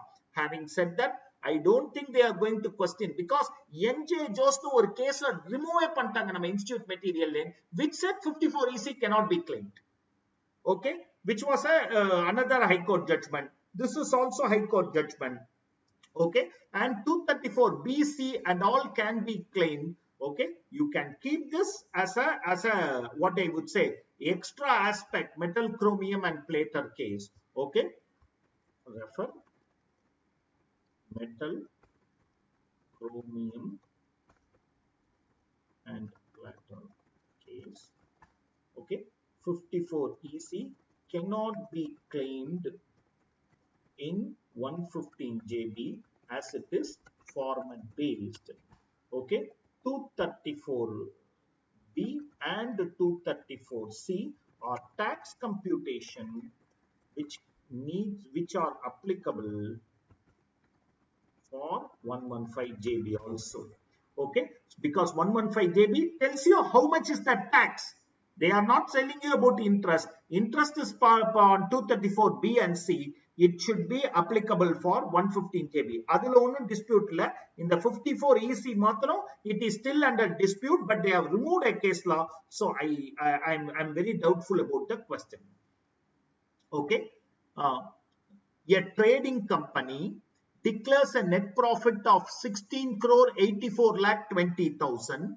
Net profit includes the following: dividend received from Indian subsidiary, dividend received from another domestic company, dividend received from foreign subsidiary, STCG on which STT is paid, LTCG which is taxable at 20%. The company proposes to declare a dividend of 50 lakhs to its shareholder, seeking your advice. Okay, it should be distributed before the due date. That's why I said I have a question of ATM. So what happens?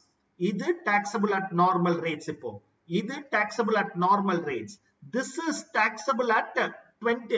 This is foreign subsidiary holding more than so specified foreign company. So taxable at 15%. This is taxable at 15%. This is taxable at 20%. The total income okay, total income less ATM. ATM to the extent of 50 lakhs can be claimed, because if you add all these three things, it is going beyond 50 lakhs. So up to 50 lakhs, only condition is you should distribute it before September 30th. And since the profit is 16 crores, 12% will be the surcharge. 12% will be the surcharge. Okay. I'm leaving it to you. ATM ninga potrukkinga, adala I'm leaving it to you. And the current RTP is a very silly question about number 115 JB. Okay, 115 JB question. Okay, which is very, very simple question. Okay, you can try it out. Anyhow, the question, the answers you will find it in the material, both for 12 and 12A. Okay, with this, I am putting an end to PGBP itself as a discussion, so that, but there are some corrections which I need to make. I also have one other query which my friend has raised. Okay, I will come back to you on those queries. Okay, and by tomorrow evening, I will answer all those queries also. Okay, one of the corrections which our friend has said is correct. I should have considered that. That is, நேத்தியே சொன்னாங்க, நான் அதை miss பண்ணிட்டு வந்துட்டேன். But later I verified and saw sale of saplings agriculture income. I should have taken it as agriculture income. I 100% exempted it. I only took coffee and tea. Okay, in that question there is a correction which I have to make. Okay, and the 14 lakhs is a correction which I have to make. I will do the correction when you are watching it, so that you know where the correction is taking place. I will do the corrections for those things, and also couple of other things which we are done, so that those things are also correct in the Excel sheet which I am giving you. I will work tomorrow afternoon only these Excel sheets. Okay, tomorrow morning we are going to focus on TDS TCS. Okay, now onwards I am not going to touch amendment based question. TDS TCS amendment we have extensively worked. All amendments we worked out the question also. Kindly look into the amendment notes, amendment lectures and the videos for amendment. I am only going to the provisional norms of TDS TCS. I am very sure the question is going to be from amendment, but I just want to touch upon some of the areas quickly and then move to assessment of individual. Hopefully tomorrow morning we should be able to complete till a part of assessment of individual. Again, optional tax regime for individuals I have worked out extensively in amendment. Please take that and see. We have worked out close to 6-7 questions, and later also we worked out some questions. Please take that and see. I am not working out the optional tax regime for individuals. If you want quickly, I will recollect the provision once and then do some assessment of individuals. Meet you 6 AM tomorrow morning to continue our revision lectures. All the best, friends.